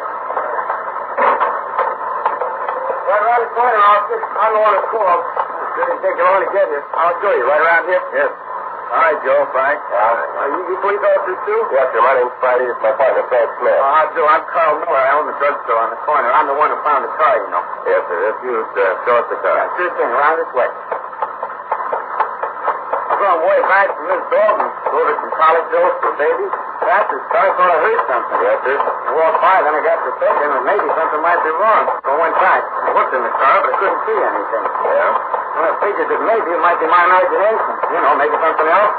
And I heard this voice. Sounded like it was coming from the front. I tried to get it open, but it was locked. That's when I called you. Is this? Yes, sir. Put your ear against the front. You can probably hear it. Yeah, let me see. There's somebody in there. Let's see if we can get this thing open, huh? Well, there's something to pry it open. Got anything in your car, Al? Oh, wait a minute. Maybe there's something in here. I'll look. No, sir. Please don't touch the car. What? Don't touch the car, sir. Hey, sure, you want to look for fingerprints? Should have thought of it myself. I'll check my drawer. Should have something in there. All right, fine. Al? Yeah. You want to see if you got anything in your trunk? Yeah, I'll check it. Fine. All right, sir. We're police officers. We'll get you out. Same one, huh, Joe? Yeah, looks like him. Same MO. Well, I'll just say you want that guy. Joe? Yeah. There's this boy in the trunk. You want to try? Yeah, fine, yeah. Yeah. Let me help you. Come on, try it. Yeah, all right. I think I got it. Yeah. That's got it. Yeah. Oh, let's get it open. Give me a hand, please. Yeah, I'll help you around. It's all right, sir. Get me out of there. I'll get the tape on. Just to get everybody's fun. What girls are going to? That's okay now. You want to tell us what happened, sir? Sure. Like that, Frank? Yeah. Gotta get an ambulance, Al. Right. Hey, let's get him under that awning over there out of the rain. Right. Easy now. What do you figure? I don't know. Lay him down. Here. Take my clothes. Cover him up. Here's the screwdriver, officer. It's all I could... Oh, you already got it open? Yes, sir, we did. A little bitty screwdriver probably wouldn't have worked anyway. Oh, thank you anyway, sir. Sure thing. Anything else I can do for you? No, sir, it's all right. Nothing you need? Nothing at all? Well, not unless you got a good remedy for ulcers. 11:01 p.m. The ambulance arrived and took the victim to Georgia Street Receiving Hospital. Frank and I followed in our car. This was the 10th in a series of kidnappings in which the suspects obtained cars to use in armed robberies. After beating the victims, they'd lock them in the trunk of the car, and after completion of the robberies, they'd abandon the automobile with the victims tied and gagged in the trunk. Although to date none of the victims had been killed, we knew it was only a matter of time until the suspects kidnapped somebody who would be incapable of standing the treatment, and we'd not only have a robbery but a murder to deal with. The holdups had been going on for a period of 6 weeks. Frank and I followed up what leads we could, but they brought us nothing. None of the victims could describe the suspects other than to tell us they were male, white Americans, and that one of them spoke with a southern drawl. 11:17 p.m. We arrived at the hospital. The victim had been placed in treatment room number 3. Dr. George Hall was treating him. Frank and I went into the room to talk to the doctor. Hi, Joe. Frank. Doctor. Hi, Johnny. How is he? Oh, he's all right. Suffering from shock. Got a nasty abrasion on his right cheek. I gave him a sedative to quiet him down. He'll be okay in a few minutes. Mm-hmm. What happened to him? Oh, a trunk bandage again. Vicious bunch. You going to release him, Doc? Yeah, I'll be all right in 15 or 20 minutes. You know his name? I want to make out his treatment card. No, he passed out on us before we could get it. He's coming around now. Oh, you're all right now, fella. Just relax. Take it easy. Here. See if you can sit up here on the edge of the table. Joe? Yeah, Doc. You want to pour a glass of water? Cups over there on the wall. Yeah, sure. I'll get you some water, sir. That's it. Now, just sit quiet. Easy. There you are, sir. Oh, thanks.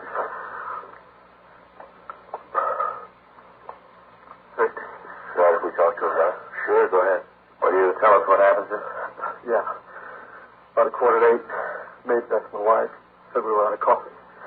We were having late dinner, so while she finished fixing it, I went out to get some. Yes. I got down to Pico and Union. Signal was working. Stop. I pulled up. There were 2 guys standing on the safety zone. You know, like they were waiting for a streetcar. Mm-hmm.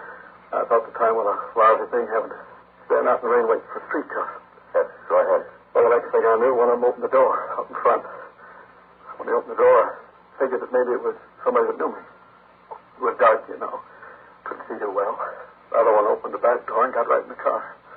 I knew darn soon I didn't know these guys. But, well, the fellow in front had a gun, pointed right at me. Looked like a cannon, biggest gun I ever saw. Tell you I was scared. Yeah. Told me to pull up the curb. I did. What happened then? told me to get in the back seat. I told them they could take my money, car, whatever they wanted. Just let me go. And the guy in the back told me to shut up and get back there with him. I asked him again to let go. Told them that I wouldn't say anything. Said if they'd just let me go, I wouldn't tell anyone. I was scared, you know. Yes, sir, we understand. The guy in the front got a real wild look in his eye. Looked like he was crazy. I tried to get out of the car and he hit me. Side of the head with that gun. Then they grabbed me, threw me in the back seat, hauled me right over the front. Just dumped me on the floor in the back. What'd you do then? Oh, nothing. I just laid there. Figured that maybe they'd think I was out cold and leave me alone. Then what happened? Well, the guy in the back took a roll of adhesive tape out of his pocket, wrapped around my wrist and ankles. Well, what'd they do then, sir? Well, they still thought I was knocked out. The guy in the front said, get me out of the car. Big fellow opened the door, lifted me out, picked me up like a sack of potatoes. The guy with a gun ran around, opened the trunk, and they threw me in. One of my legs was over the bumper, and the big guy grabbed it and twisted it so it fit in the trunk. Almost died, but I didn't dare let him know it wasn't out. And after that? But he locked the car and drove away. Must have drove for a while, and they stopped. You got any idea how long they drove, sir? How far? I couldn't see anything. Couldn't hear much. Just a little mumbling. I know they stopped at the gas station, though. Oh, how'd that go? Well, right after we stopped, I heard one of them yell at somebody. I couldn't tell what he was yelling. Then a little while, I heard somebody come back, take the gas cap off of the tank. And I heard the gas go in the tank right in front of the trunk. That's it. Well, after the guy put the cap back on the tank, I heard one of the guys say something about stick-up. Well, why didn't you stop? Did you try to let the gas station attendant know if you were in the trunk? Oh, sure. And I tried to kick the trunk, but the way they twisted my leg put me in, I couldn't move. They gagged me, too. Put a big piece of adhesive tape over my mouth. So I tried to let the guy know. I just couldn't do it. You said that you heard one of them say, this is a stick-up. Yeah. Those were the words you used, too. This is a stick-up. Why don't you go ahead, sir? Well, there was some quiet talking after that. I couldn't tell what was going on, and they drove away again. You have no idea where this gas station was? No. I'm sorry, but I was being bounced around that trunk. My head hurt where they hit me. I know they turned some corners, but I couldn't even guess where the station might be. All right, sir. What happened then? Same thing. They'd drive for a while, and they'd stop. They'd get out of the car, then come back. We'd start to drive again. Well, finally, they parked. I waited for them to come back. They didn't. Tried to get the gag off my mouth so I could yell for help. Rubbed my face against the spare tire and got loose. Then I yelled, kicked my feet against the trunk. I just about given up when you found me. I was sure I was through. It was getting hard to breathe in there. I can imagine. No, you can't. Until you've been locked in the trunk. Nobody can imagine that. Terrible. Just terrible. Say, have you called me? That's my wife. Have you called her? No, sir, we haven't. Oh, she'll be hopping mad. What time is it? It's 11:45. Almost 4 hours to get a pot of coffee. She'll be raising the roof. Would you call her? Tell her where I am? Yes, sir, I'll call her. Want to give me the number? Madison 34656. Tell her you're calling for Henry. Explain what happened. All right, sir, right away. Officer. Yeah? Be sure to tell her you're a policeman. She'll believe you. Yes, sir. I have a couple of questions, sir. I have to fill out this card. Sure. I hate to ask. Could I have another cup of water? I'll get it down. What do you want to know? Your full name. Henry J. Hilldale. Hildale? All right, here's your water. Thank you. I don't know why I'm so thirsty. Got in the trunk, I guess. Got my throat. Yes, sir. Now, what's your address, Mr. Hilldale? 920 North Lebanon Avenue. Phone number is Madison 34656. 4656. How old? 48. Be 49 this October. Mr. Hilldale, you have a way to get home. We'll run him home down. Oh, what about my car? Can't I take it? Well, we're going to have to process it for fingerprints, so we can release it to you in the morning. You called me? Yes, sir. I just talked to her. Was she sore? Well, she was a little upset. Worried about you. But you told her about what happened? Yes, sir. Everything's all right now. That's good. Mr. Hilldale. Yes, Doctor. You can leave now. I suggest you see your own doctor in the morning. Just check up. Oh, a lot for your trouble. Sure appreciate it. That's okay. Note this way. The elevator's down here. Oh, yeah. I'll get the button. Same story, huh, Joe? One big trouble. What's that? We're hearing it too often. 12:18 p.m. We left George at the receiving hospital and drove Mr. Hilldale back to his home. On the way, we asked him for a description, but he was only able to give us a very meager one. We did get enough information from him for our crime report. He told us he'd come in the next day to look through the mug books. We checked into the city hall, got a DI number, and filled out the crime report. We booked the abusive case as evidence. The information on the robberies the suspect had pulled that night had come into the office. There had been 3 of them, and among them was a service station Mr. Hilldale had told us about. At 1:46 a.m., Frank and I signed out of the office and went home to get some sleep. 7:58 a.m. We talked with Captain Didion. Here's the description we got from the service station attendant. Want to look at it? Yeah, thanks. Same guy. Frank? Yes, Skipper. Want to hand me that note? Yeah. Here you are. Stomach straight and king.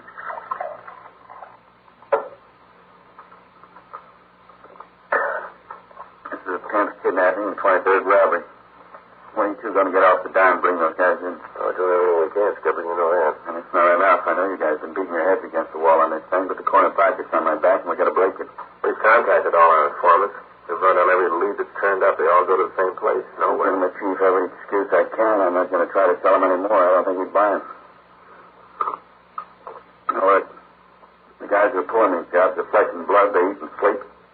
Somebody in town knows them. They're not found them. Let's find them. These guys aren't the brainiest ones in the world. If they were, they wouldn't be getting the cars the way they do. Well, yeah, that figures. How about the car? Find anything? I called Leighton Prince. They said the car was dry enough to work on. I couldn't tell if anything in. Said they'd call us back. Mm-hmm. I've been going over their crime reports. Maybe got an idea. Yeah. The way it looks, they picked up the cars in one area, pulled the jobs in the same area. Could be that they live in that area. Makes sense. They've been working inside a 30-square block, straight down the hill, 7th to Pico. You got a description on them. Talked to the desk clerks at every hotel and boarding house in the area. Robbery, Didion? Yeah, he's here. See you, Jim. Thanks, Skipper. This side. What do you do? You bet. That's the way it goes sometimes. Yeah. Well, thanks a lot. Bergman? Yeah, just finished the car. It's clean. Not a thing on it.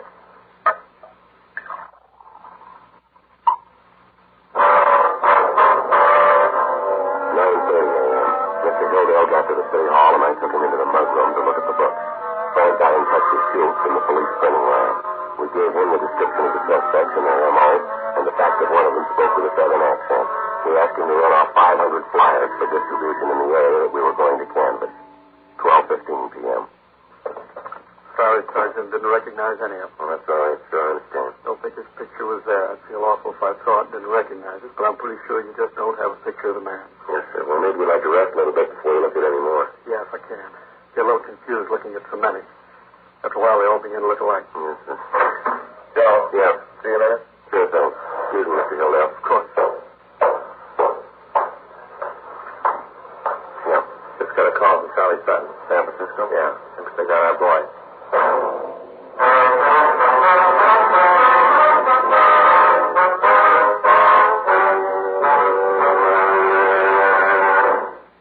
You are listening to Dragnet, the authentic story of your police force in action.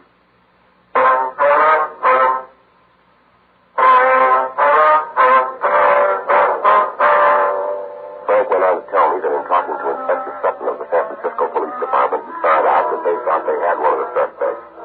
Sutton said he was apprehended after he kidnapped a man who stopped for a boulevard stop. The suspect had chased the man up and thrown him into the trunk of the automobile. Sutton went on to say that a witness on the street had called the police and furnished them a description of the car and the license number. The kidnapper was apprehended immediately. He refused to talk, and further investigation disclosed that the suspect was a PZ from Los Angeles.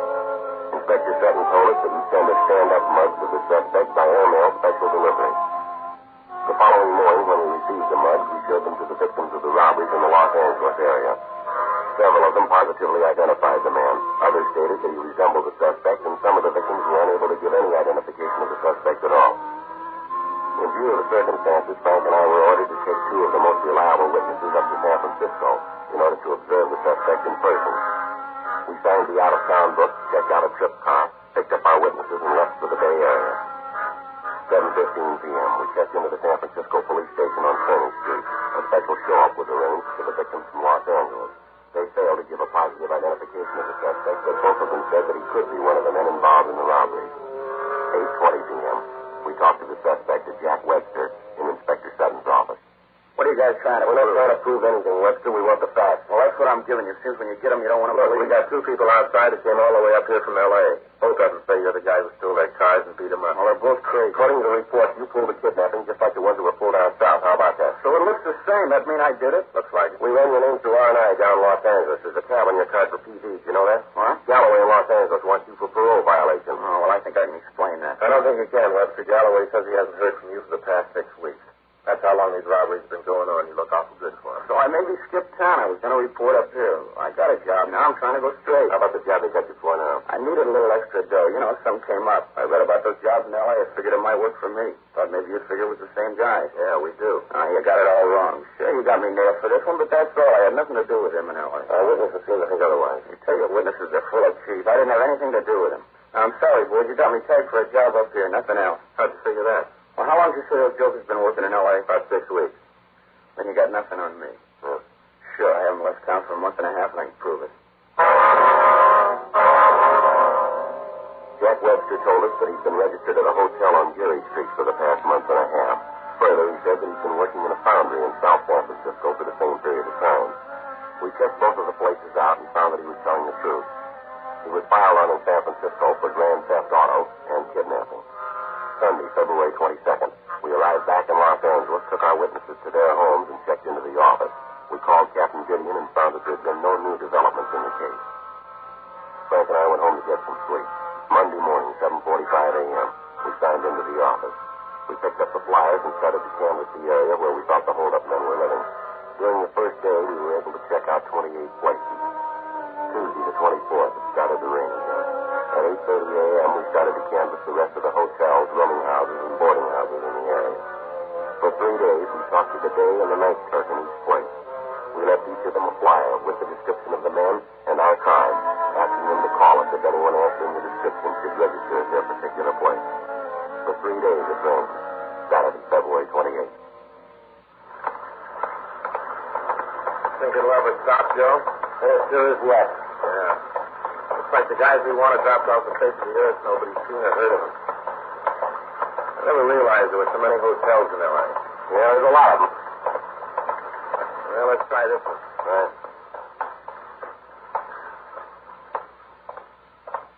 Yeah, something you want? We're police officers, sir. Here's our ID. What's that? Police officers. Oh, police. That's right, sir. Yeah, police. Well, what do you want? We'd like to know if you've got anyone here who answers these descriptions. Like this, huh? Yes, sir. Well, it's kind of hard to say. If you had a picture of them, it might help. I'm sorry, sir. We don't have a picture, just that description. Yeah, it could be the fellas at 4-8 and sure fit what it says here. Yeah, I bet it's them. I knew we should have called you fellas about. Sir? See, the day before yesterday, anyway, she's the girl, cleans up. She's taking care of the room. She said that she opened the closet. She saw a gun laying on the shelf. Right out in the open. Did you report that to police? Huh? What'd you say? Did you report it to the police? Oh, no. No, I didn't. You see, I figured that, live and let live. As long as it didn't cause you any trouble. I wasn't about to cause any. And we talked about whether we should let you know, but then we decided against it. I didn't see none of you should have. Why did you tell us when you saw them last, sir? Oh, well, a couple hours ago. They registered here? Yeah, and it's Scott and Ed Willis. They're up in room 4-8. Ain't there now, though. Let's see. Well, Robert, darn, he ain't there. Well, I guess you're upset. I must have given the key and didn't remember. That's room 408, you said? What's that? I said that's room 408. Oh, yeah, that's right. 4-8, 4-4. They're up there now. Thank you, sir. Yeah. Hey, what are you wanting for? Are they dangerous criminals? Well, we don't know, sir. Well, be careful. We wouldn't want anything to happen. Yes, sir. Yeah, I'll get the button. All right. What do you think, Joe? don't know. Hope there are boys. Some elevator. Yeah.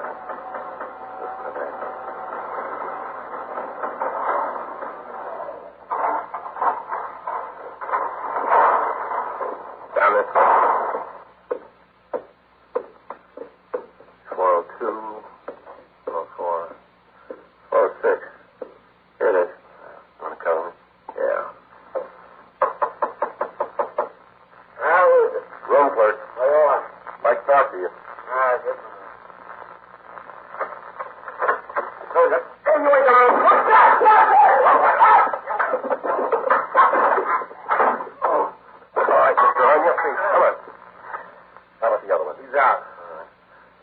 Down for you. Too busy playing stupid. I told him 100 times. Stand still. You told him what? That we should have left. Get out of this lousy town. Going back home. Yeah, all right. Let's go. Back in the can this time. We'll never get out him and his big ideas. Smart guy. Old Ed, the big brains. Tried to kill him. Yeah, well, maybe you'll make it this time. You'll have a lot of time to convince him.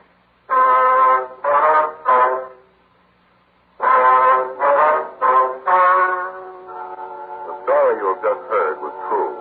The names were changed to protect the innocent. On 17th, trial was held in Superior Court, Department 87, City and County of Los Angeles, State of California. In a moment, the results of that trial.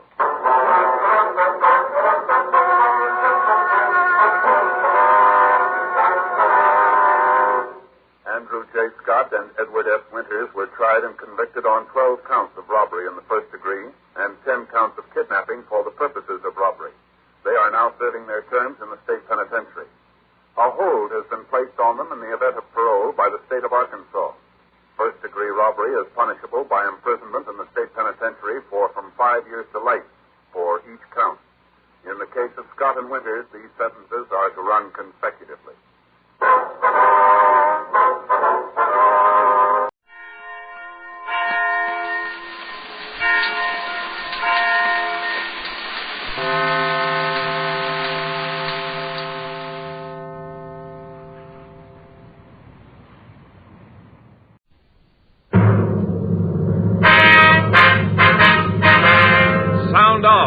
Chesterfield.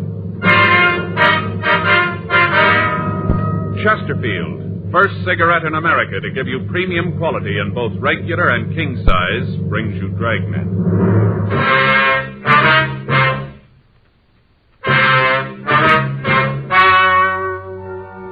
Ladies and gentlemen, the story you are about to hear is true. The names have been changed to protect the innocent.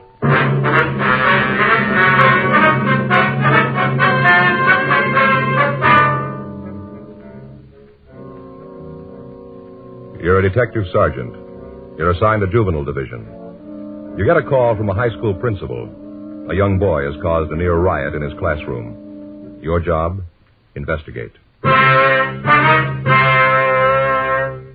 Here's what the nation's press has had to say about king-size Chesterfield. U.S. Tobacco Journal says, Boston dealers and jobbers reported this new companion of the regular size is sweeping the market in sales, and stocks cannot be replaced fast enough.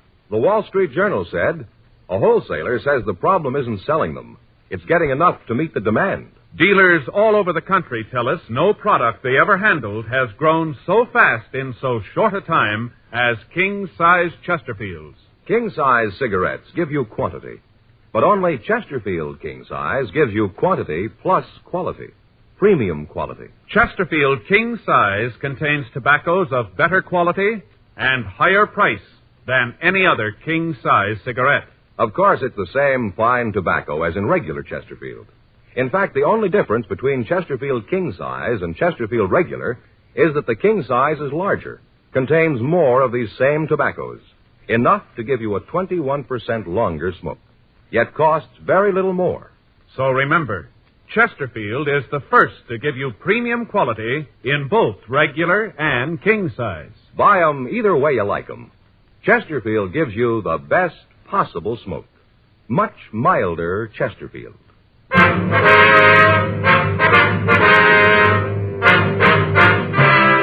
Dragnet, the documented drama of an actual crime.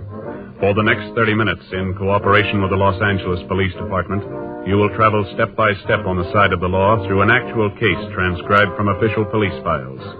From beginning to end, from crime to punishment, Dragnet is the story of your police force in action.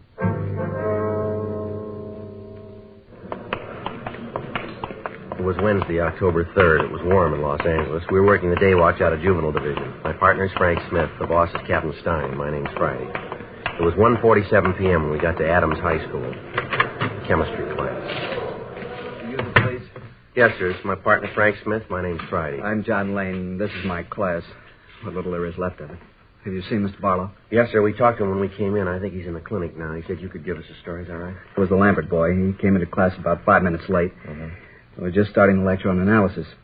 I told Douglas to take his seat. He said something I couldn't hear, but he went back to his place, and I went on with the lecture. I guess it was about 10 minutes later that the commotion started. The first thing I knew about it, Larry McLean started to yell at Lambert, said something about keeping his mouth closed. Then Lambert said something about McLean minding his own business. I started off the platform to quiet things down. By the time I got to Douglas, he'd hit McLean. Well, after that, it's all a little confused. Flying apparatus, chemicals being thrown all over the place, glass breaking. The whole class seemed to explode. Well, were the other members of the class fighting, or was it just the two boys? It seemed like the whole class was fighting. At the time, it seemed like the whole school was in the room, all throwing things. Finally, I got the Lambert boy aside, and then the fight seemed to stop. In the meantime, he'd thrown a bottle of sulfuric acid at McLean, burned his face and his chest. The ambulance took him to Georgia Street Receiving Hospital, and a nurse here gave him first aid. Well, do you have any idea what started the argument here? No, I'm not sure. As I got it later, it seems that Douglas made some remark about a young girl working next to him. I didn't hear it, but I gathered that it was a pretty filthy statement. McLean heard it, and that's when he told Douglas to keep his mouth closed. Lambert is known as a sort of troublemaker, then, is he? Yes, and it's so hard to understand. Sir? Well, up until just lately, I'd say the last 2 months or so, he was a model student. He had a straight A average. I wonder if we could see the boy. I guess so. There isn't anything much I can do here. Terrible. It'll be a couple of weeks before I can hold a class in here again. It's terrible. Yes, sir. The clinic's down here. Have you any idea what might have caused this change in the Lambert boy? Well, I have my own suspicions, but he's only 15. It's hard to believe. What's that, sir? When he came into class today, I think he was drunk. Oh, why do you say that? I noticed that when he came into the room, he wasn't very steady on his feet. It'd have to be something like that to make him do this. Then, too, when I grabbed him when they were fighting, I thought I smelled liquor on him. Oh, we go in here. Fine. Here's the boy. Douglas? Yes, sir. These men would like to talk to you. Yes, sir. They're from the police. Mr. Friday, and this is Mr. Smith. Hello? How are you? Sit down, son. Yes, sir. How's Larry? I don't know. They took him to the hospital. If you don't mind, Mr. Friday, I'll check with the nurse, see how badly Larry was hurt. Yes, sir. Go right ahead. Now, son, you want to tell us what this is all about? There's not much to tell. Larry and me got in a fight. Well, what started the fight, son? I don't know. He just wanted to cause trouble. Him and me never have gotten along. Always had trouble. You been drinking, Doug? Why do you ask that? Because I want to know. Have you been drinking? How about it, boy? No. Where would I get something to drink? Well, now, something's a little wrong here, son. According to what Mr. Lane tells us. Looks like you might have been drunk when the fight started. He tells us that you said something to a young girl in the class. That's what started the whole thing. You know he's lying? Is he? Sure. He's on Larry's side. The two of them are real thick. That's not what he told us, Doug. From what he said, he's pretty fond of you. Said he couldn't figure out what happened to you lately. Well, he's okay, but why does he say I was loaded? That's a stupid thing to say. Yeah, especially if you weren't. I'll tell you what, Doug. Let's get a traffic investigation car over here and take a toxometer test, huh, just to be sure. Why? What'll that prove? We'll straighten it out once and for all, whether you're drunk or not. How about it, boy? Shall I call the car? Doug? No, you don't have to do that. I had a couple of drinks. Nothing serious, though. Just a couple of drinks. Nothing wrong with that, is there? Where'd you get the liquor, son? I don't remember. No, this won't work, boy. We'll find out. You know that. Well, I don't see what difference it's going to make where I got it. I've been drinking a couple of years. I know how to handle it. I know what I'm doing. Mr. Friday? Yes, sir? To see you a minute? Well, sure. What's going on? Something wrong with Larry? I don't know, son. I thought he was okay when they took him to the hospital. The nurse said she took care of it. They said he was going to be okay. All right, boy. Let's go. Where are you taking me? We want to talk to you downtown. Something has gone wrong, hasn't it? Something's wrong with Larry. He's dead. No, son. Larry's all right. He's burned, but he's going to be all right. You're lying. I know. You want to take me to jail. No, that's not true, son. We just want to find out where you got the liquor. Yeah. Well, I haven't done anything. A couple of drinks, that's all. What's the harm in that? Come on, son. You've got a lot to explain.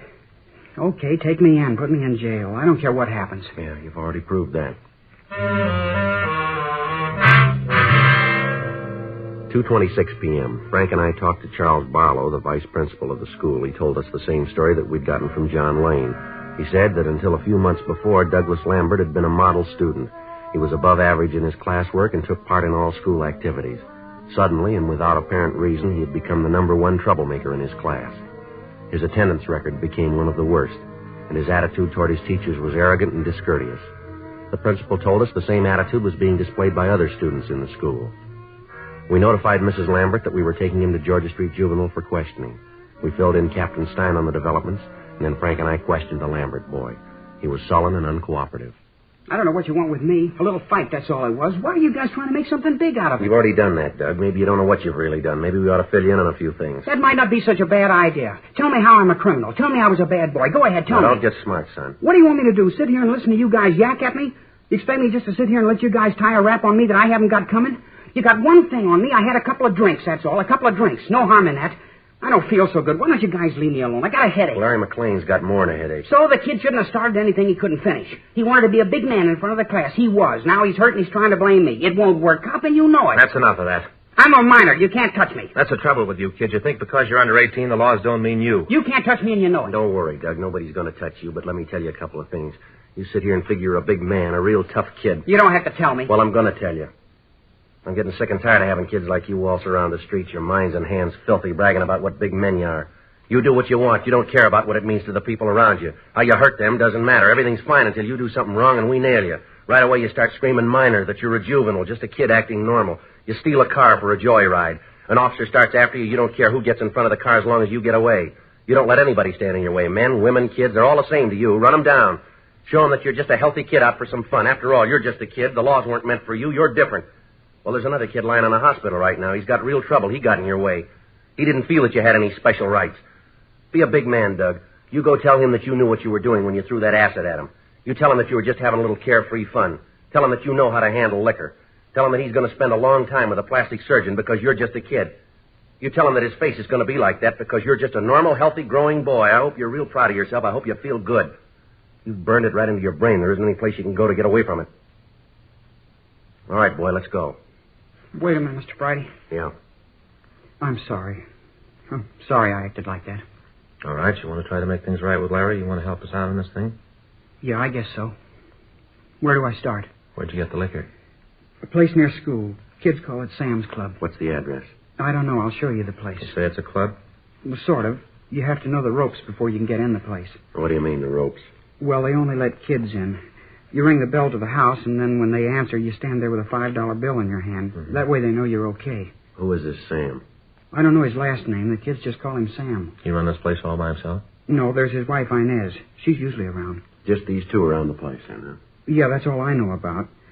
It always seemed to me that Inez was really the brain. She was always telling Sam what to do. How'd you find out about this place, Doug?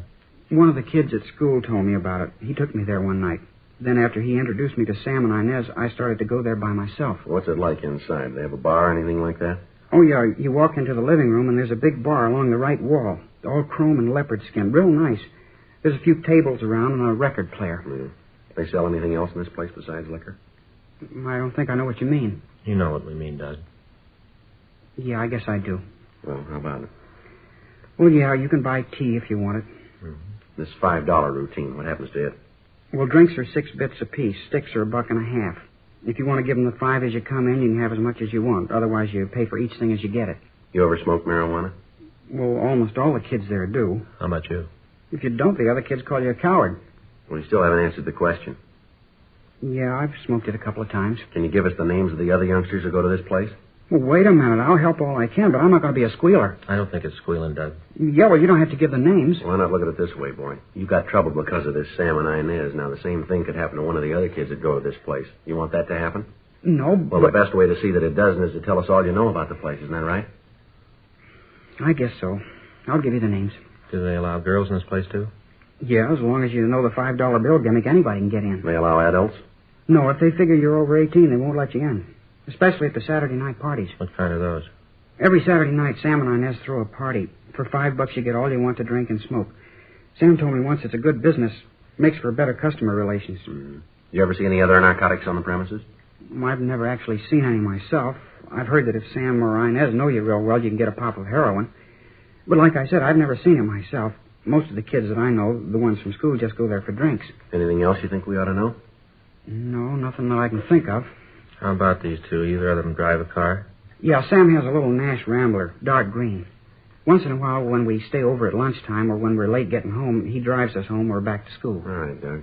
Your mother ought to be here by now. If we need your help in getting Sam and Inez, we can count on it, huh? Yeah, I'll help all I can. Okay, son. Let's go. Just say, Sergeant. Yeah? I'm sure sorry about the way I acted. Really made a fool of myself. I hope you'll forgive me. That's all right. But you'd think there'd be an easier way, wouldn't you? What's that, son? To grow up.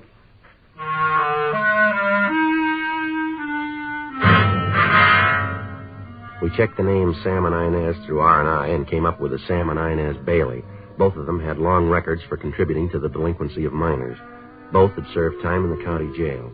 Douglas Lambert was shown mugshots of the couple and identified them as the owners and operators of Sam's Club. We checked with Captain Stein about picking them up, and it was agreed that the best way would be to catch them in the act of selling liquor and narcotics to juveniles. We talked to the Lambert boy, and he told us that it was the custom of the Baileys to hold a party every Saturday night. He told us that most of the youngsters who frequented the place would be there at that time. He put in a call to the house, but there was no answer. 6:15 p.m. Frank and I drove out to the place. It was a small cottage on the back of the lot. The landlord occupied the house in front. We rang the bell to the manager's house. Yeah? Mr. Halsey? Yeah? Police officer, sir. My name's Friday. This is my partner, Frank Smith. How you do? Honest Halsey. Want to come in? Well, it might be better, sir. We'd like to talk to you about the Baileys. Worst tenants I ever had. I knew they'd end up with the police. Why do you say that, sir? Well, I just do, that's all. They got a lease on the house, and if I could figure a way to get them out, I sure would. They're always causing trouble. All those kids. Yes, sir. Do you have any idea where they are now? Why, you going to arrest them? I hope so. Maybe I can break the lease that way. You know where they might be now, sir? No, I don't know. They shoved off this afternoon. They didn't say where they was going. They just left. I wonder if you could let us see their house, sir. Why? Well, we'd like to look it over. Sorry. Well, I don't know. What do you want them for? We think they're selling liquor to minors. Yes, they do a thing like that. The noise they made, the neighbors on both sides have been screaming. Can you let us into their house? You just bet I can. Wait, I'll get the key. Here's someplace. But, put in one of those little key rings. You know the kind with the rabbit's foot? Yes, sir. Sorry to keep your officers waiting. I know I'm always away. If you want something, you can always lay your hand right on it. And then when you're looking for it... Oh, here it is. See, the rabbit foot. Yes, sir. Well, you can go out the back door, this way. All right, fine. Well, what are you looking for? What do you figure you'll find back there? We're not sure, sir. Frank. Yeah, Joe? You want to stay out here and let us know if they come back? Yeah, I'll wait in front of the house. All right.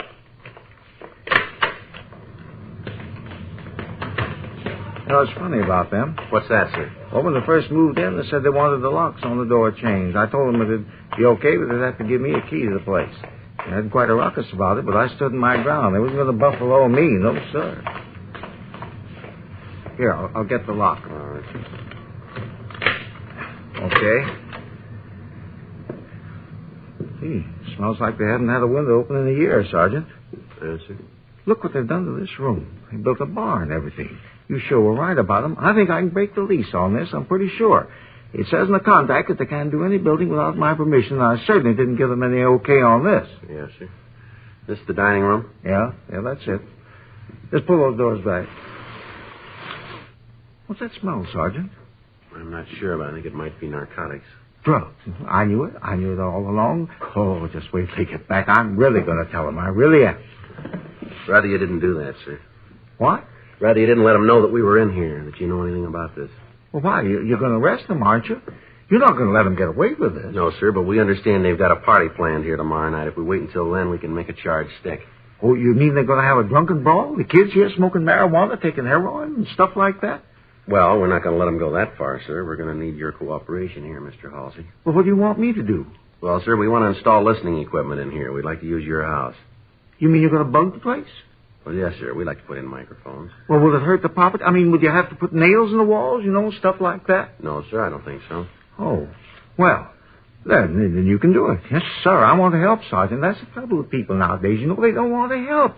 You just go right ahead and put your microphones in, just as long as you don't have to nail anything in the wall. All right, sir. If we could go back to your house, I'd like to use the phone if it's all right. You bet. Closing that so they won't know anybody's been here, huh? Yes, sir. Uh-huh. Don't guess if I leave any fingerprints on the door, it'll hurt. No, sir, I don't think it will. No.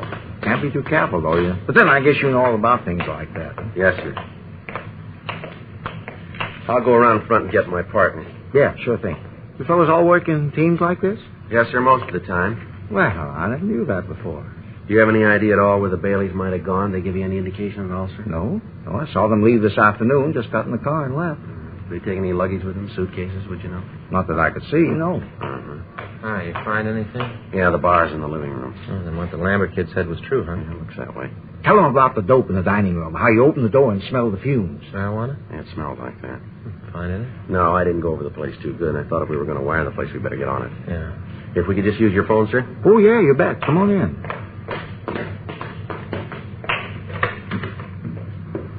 Right there, on the table in the hall. Oh, thank you, sir. Isn't a toll call, is it? No, sir. Well, of course, not to make any difference. Just thought I'd ask. Yes, sir. You figure this will get in one of those detective magazines? Well, I don't know, sir. We've got nothing to do with that. Well, you know, of course, I didn't figure that you did, but if it does, I hope they spell my name right. It's S-E-Y. Uh-huh. Yeah. Some people forget the E, you see. Uh-huh. Spell it with just the Y. 2838, please. Asdale, it's Joe Friday. I want to install a ditchograph at 825 North Lucerne. Yeah, 825 North. Mm-hmm. Right away. Yeah, well, you know better than I do. When you see the place, you can figure. Yeah, the house in the front of the lot. What? Oh, maybe 30, 35 yards? Yeah, okay. Right away. Yeah, good. We'll be in the house in front. Yeah, all right, we'll see you then. All set? Yeah, Asdale's coming right out. Good. You say, Sergeant? Yes, sir? I just happened to think of something. Might not mean anything. What's that, sir? The other day, I think it was Monday. Yes, I'm sure it was Monday because I just come back from the laundry. You know, I always pick up my stuff on Monday. Yes, sir. Well, when I came back, I met Mr. Bailey. He was puttering around with the car. I asked him if he was going to take a trip. He said no, but he said he might get out of town for a little bit. I asked him if I knew anything about the roads. What roads, Mr. Halsey? Down to Mexico.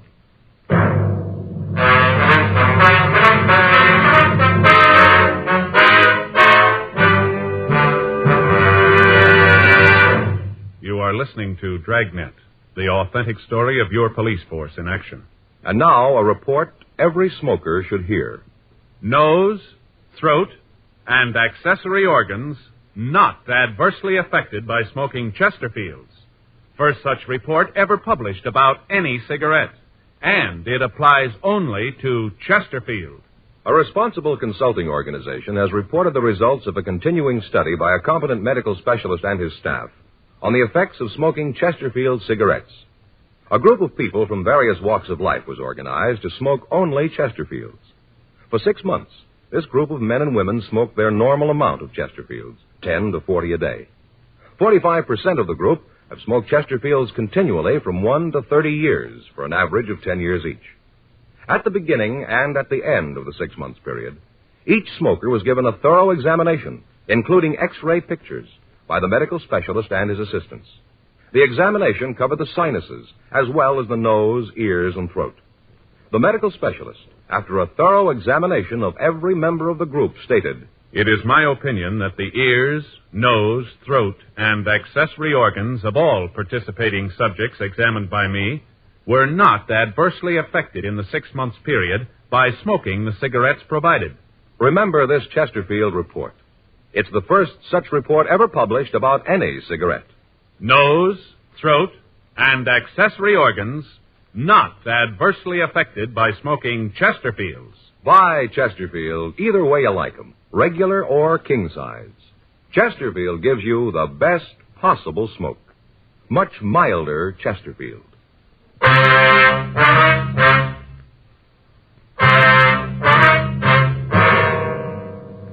The men from the crime lab arrived and installed the listening equipment. A stakeout was placed on the house, but the Baileys failed to return that night. At 8:46 a.m. Saturday morning, The men covering the house called to say that the Baileys had just driven in. Frank and I got in touch with Douglas Lambert and his parents. With their permission, we laid out the plan for that night. It was agreed that the boy would arrive at the house at about 8:30 p.m. When the other youngsters had been served drinks, he would give us a signal by starting in to cough. When we came into the house, he would try to secure as many of the drinks as possible for evidence. We told him that there would be officers all around the house and that at no time was he to place himself in jeopardy with Sam, Inez, or any of the other youngsters. 7:30 p.m. Frank and I took up our positions in the back bedroom of the owner's house, turned on the dictograph, and waited. The Baileys were discussing the party. Sam was talking about how he watered the whiskey. At 8:27 p.m., 4 youngsters arrived. They rang the doorbell, and when Sam opened the door, they displayed the required bill. He nodded and ushered them into the living room. Well, they did a good job in there, didn't they? Yeah, they did. Really hear it. Mm-hmm. Lambert boy should be here pretty quick. Yeah. Doesn't sound like they're starting anything in there yet, does it? No. How long do you figure we wait before we go in? As soon as he starts to cough. You check with the other men? Yeah, Turner and Brown are covering the back of the place. Lindsay and Carter and a couple of policewomen are parked down the street. You can see the car down there. Yeah. Wait a minute. Huh? Looks like the Lambert kid now coming up the walk. Yeah, it is. Sure hope everything goes all right. All right, let's turn it up a little more, huh? Is that better? Yeah. I'll get it, honey. Change that record, will you? I heard it 4 times. Yeah. Oh, hiya, Doug. Come on in. Thanks, huh? Wasn't sure you'd be here tonight. What made you figure that? You know I wouldn't miss one of these. I just figured you might have gotten a little trouble with everything. No, it's all right now. Yeah, well, take it easy tonight, huh? Sure, Sam. Who is it, honey? Doug Lambert. Hi, Doug. You having any trouble with that McLean kid? No, I was telling Sam the cops talked to me for a while. They didn't have anything on me, so they had to let me go. You didn't tell him anything about this place, did you? Of course not. You know I wouldn't do that. He wouldn't, Inez. I told you Doug's all right. We can trust him. Things worry me. The cops get wise to this place and we really got problems. Oh, honey, I tell you it's okay. Don't worry about it. Come on, let's get on with the sociable. What do you have, Doug? Whiskey, I guess. Good deal. You want a stick? Got some fresh stuff in, real good. Yeah, sure. That's my boy. You know, Doug, I like you. You're a good kid. Some of the other guys come in here. I guess Inez is right about them. They're jerks, but well, I feel I can trust you. Oh, excuse me. Well, you've got to fix the other kids up. Okay, with the feet. Well, kid, got something in your throat? I don't know. It just started to Come on, Frank.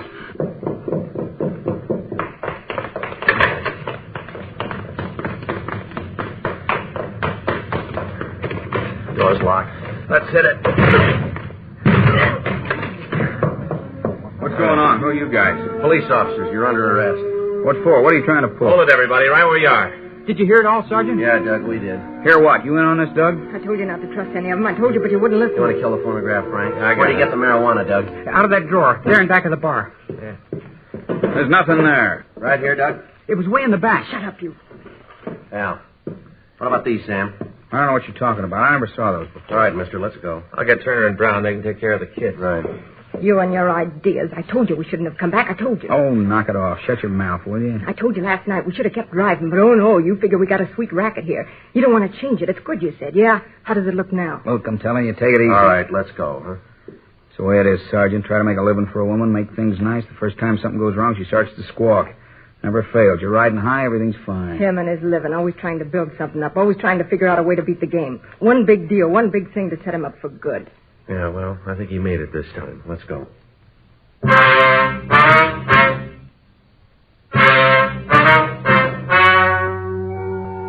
story you have just heard was true.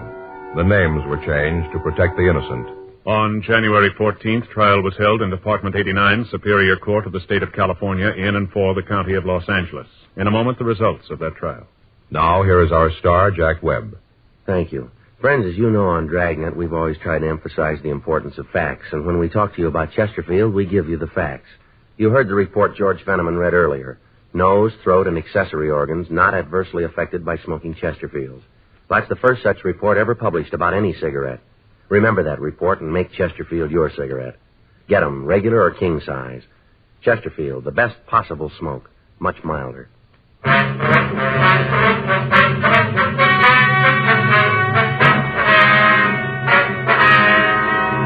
Samuel G. Bailey and Inez R. Bailey were filed on under the Health and Safety Code, Section 11,500, possession and sale of narcotics, and found guilty on 1 count. They were found guilty on 2 counts of contributing to the delinquency of a minor. Violation of Section 11,500 of the Health and Safety Code is punishable by imprisonment in the state penitentiary for a period of not more than 5 years or imprisonment in the county jail. Contributing to the delinquency of a minor is punishable by imprisonment in the county jail for a period of not more than 1 year. The boy, Douglas Lambert, was made a ward of the juvenile court.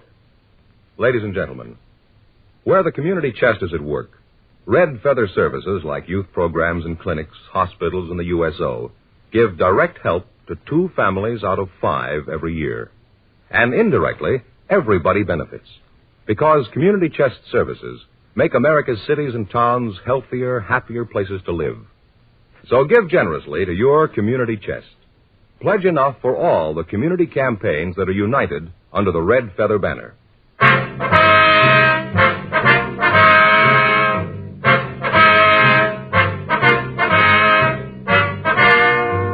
You have just heard Dragnet, a series of authentic cases from official files.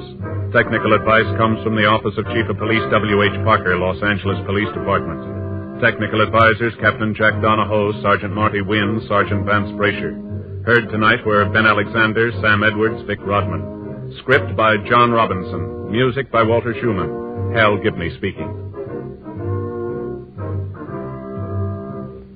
Tomorrow, sound off for Chesterfields. Either way you like them, regular or king size, Chesterfield gives you the best possible smoke. Much milder Chesterfield. Chesterfield has brought you Dragnet, transcribed from Los Angeles.